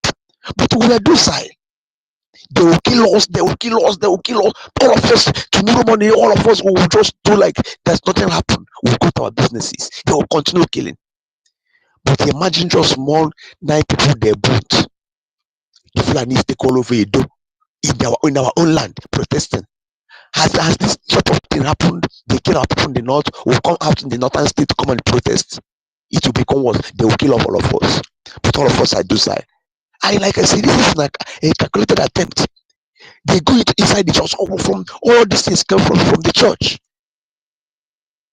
They will tell you, say, pray for your enemy, pray for your enemy. God will fight, God will fight. They will make our minds to be very, very shallow, very, very weak. They will be killing our people on a daily basis.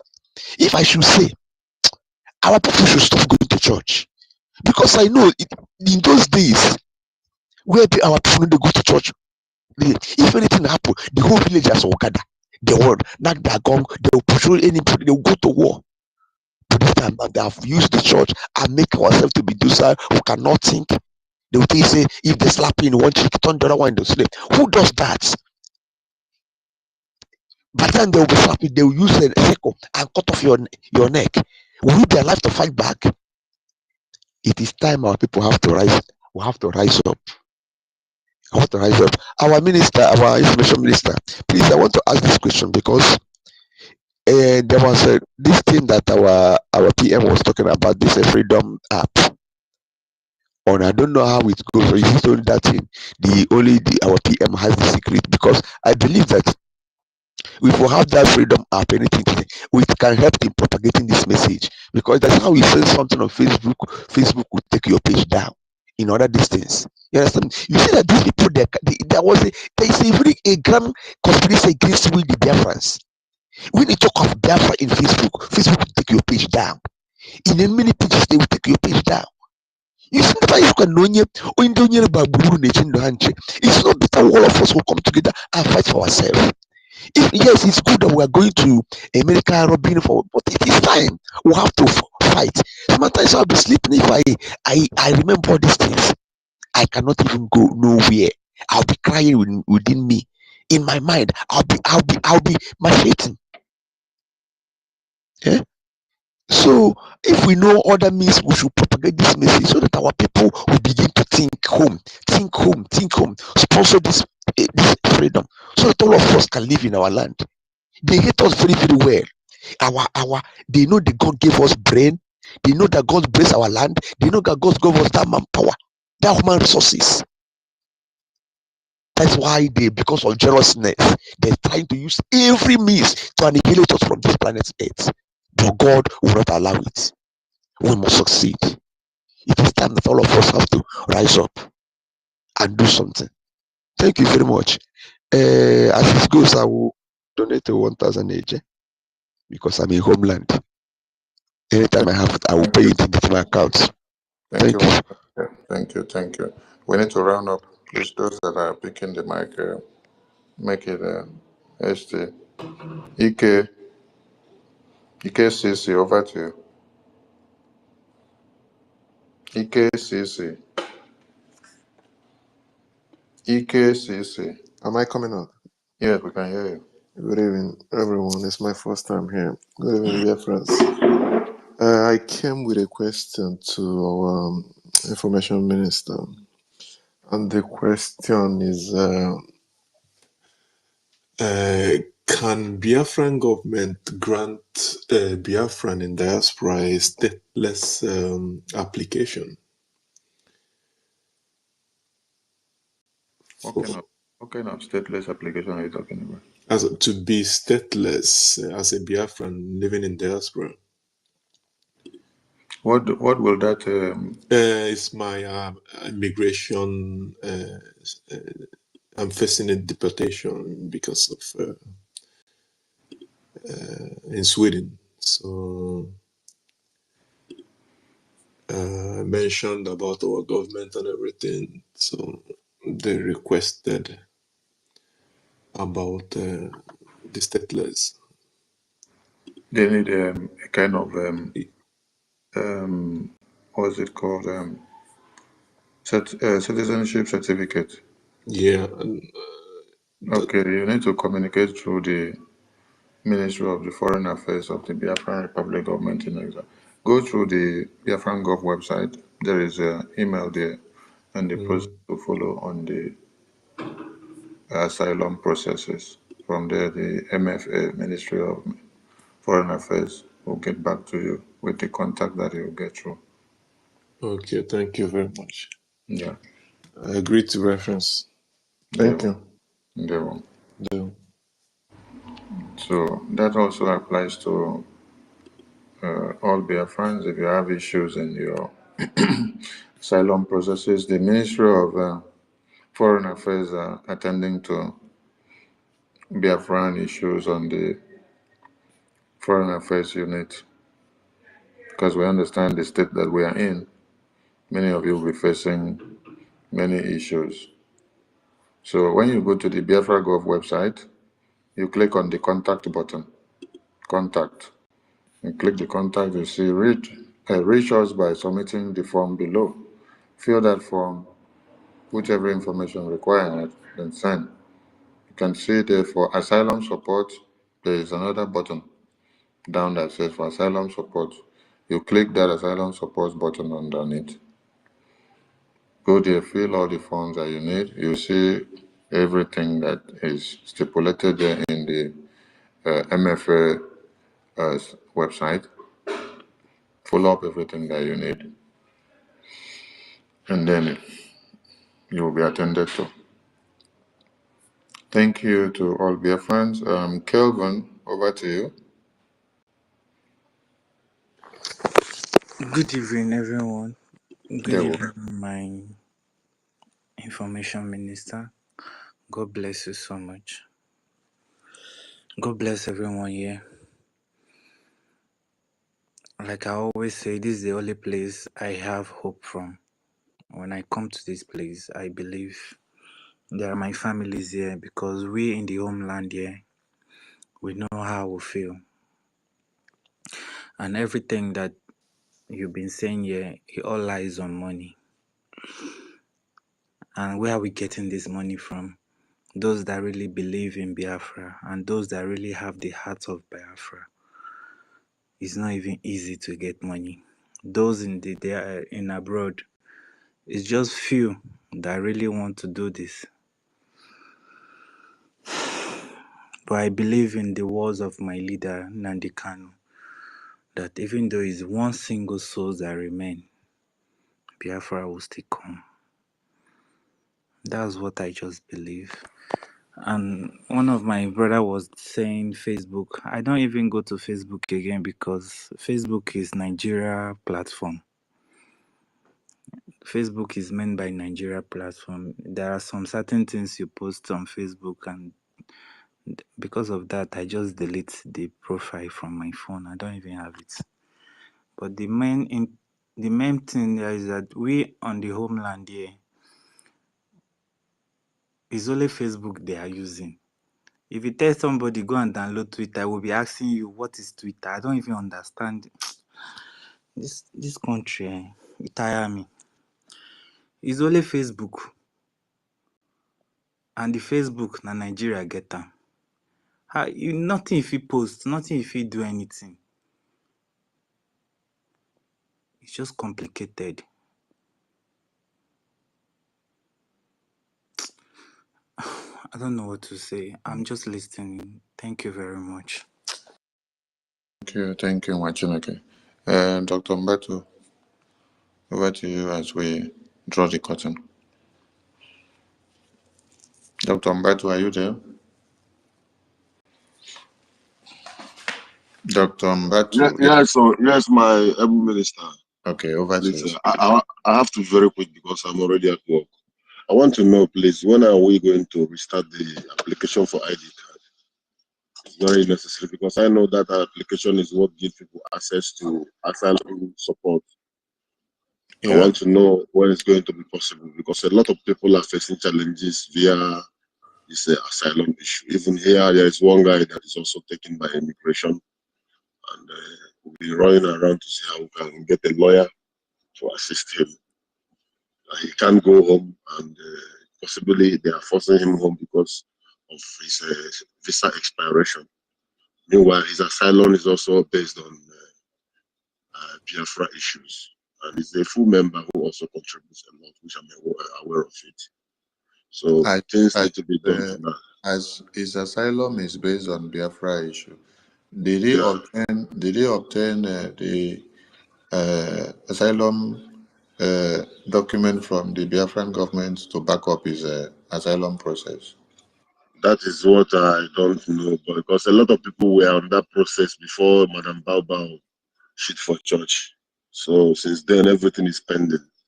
A lot of people couldn't get their asylum reply to get the support. Those who got it have also submitted to the government. Yeah, of which we are still looking up.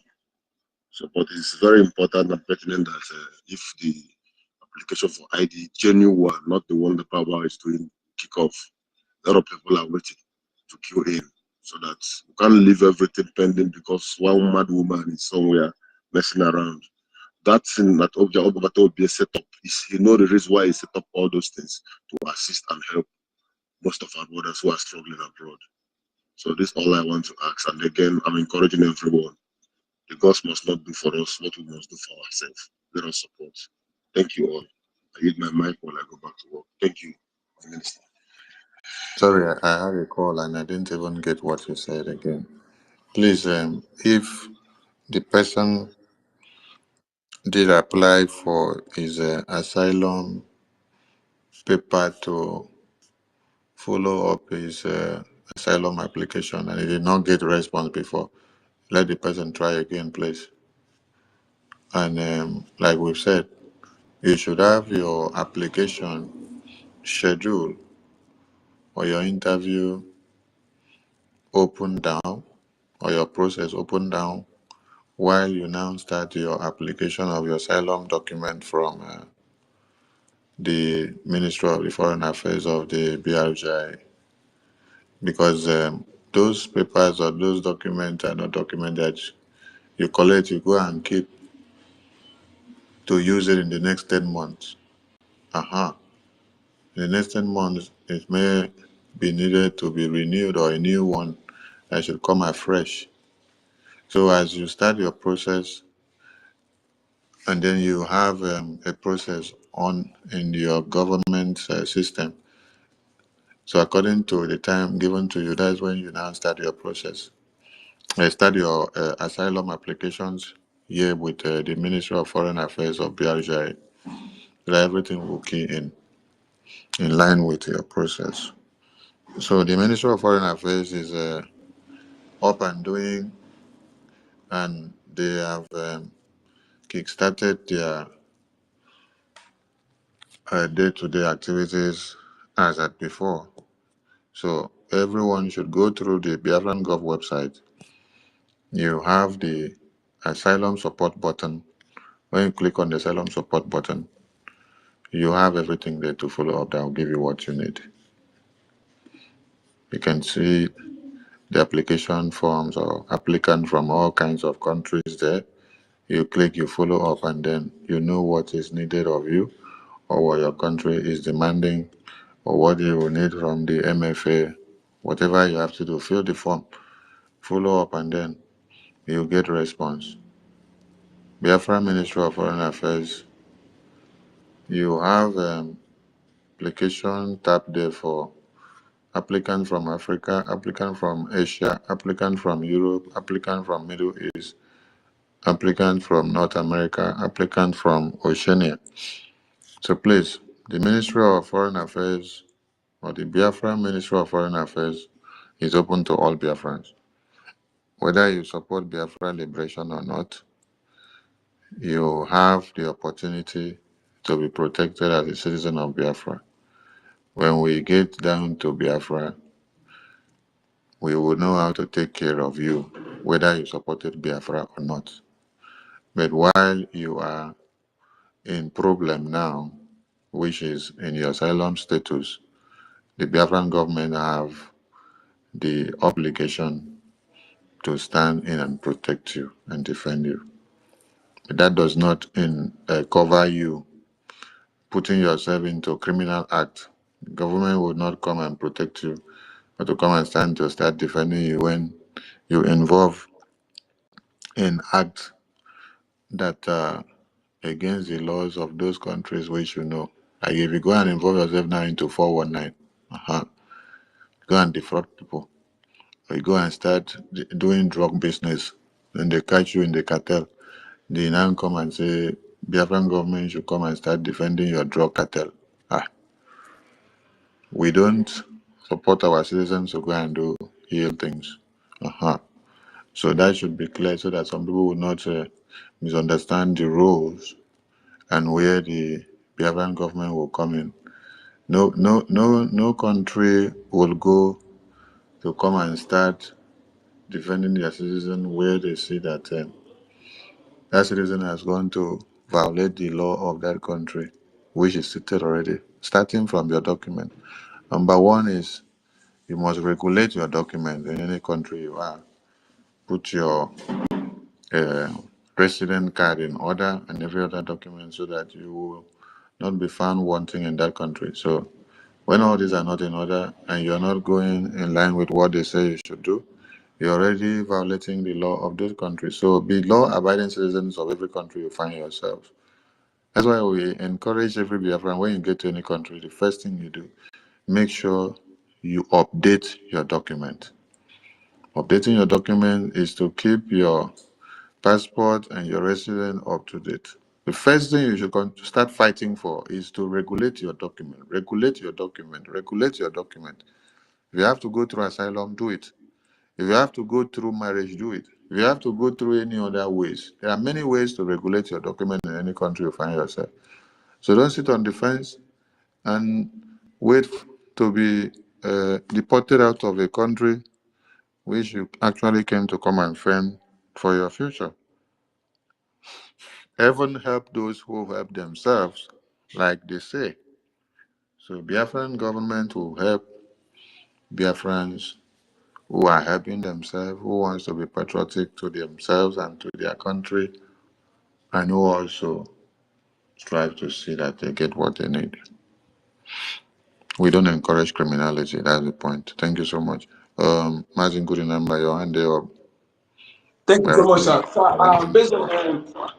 Based on what we have seen that right now that we need more awareness on this Biafrans. Those who are here, I'm talking to you, please.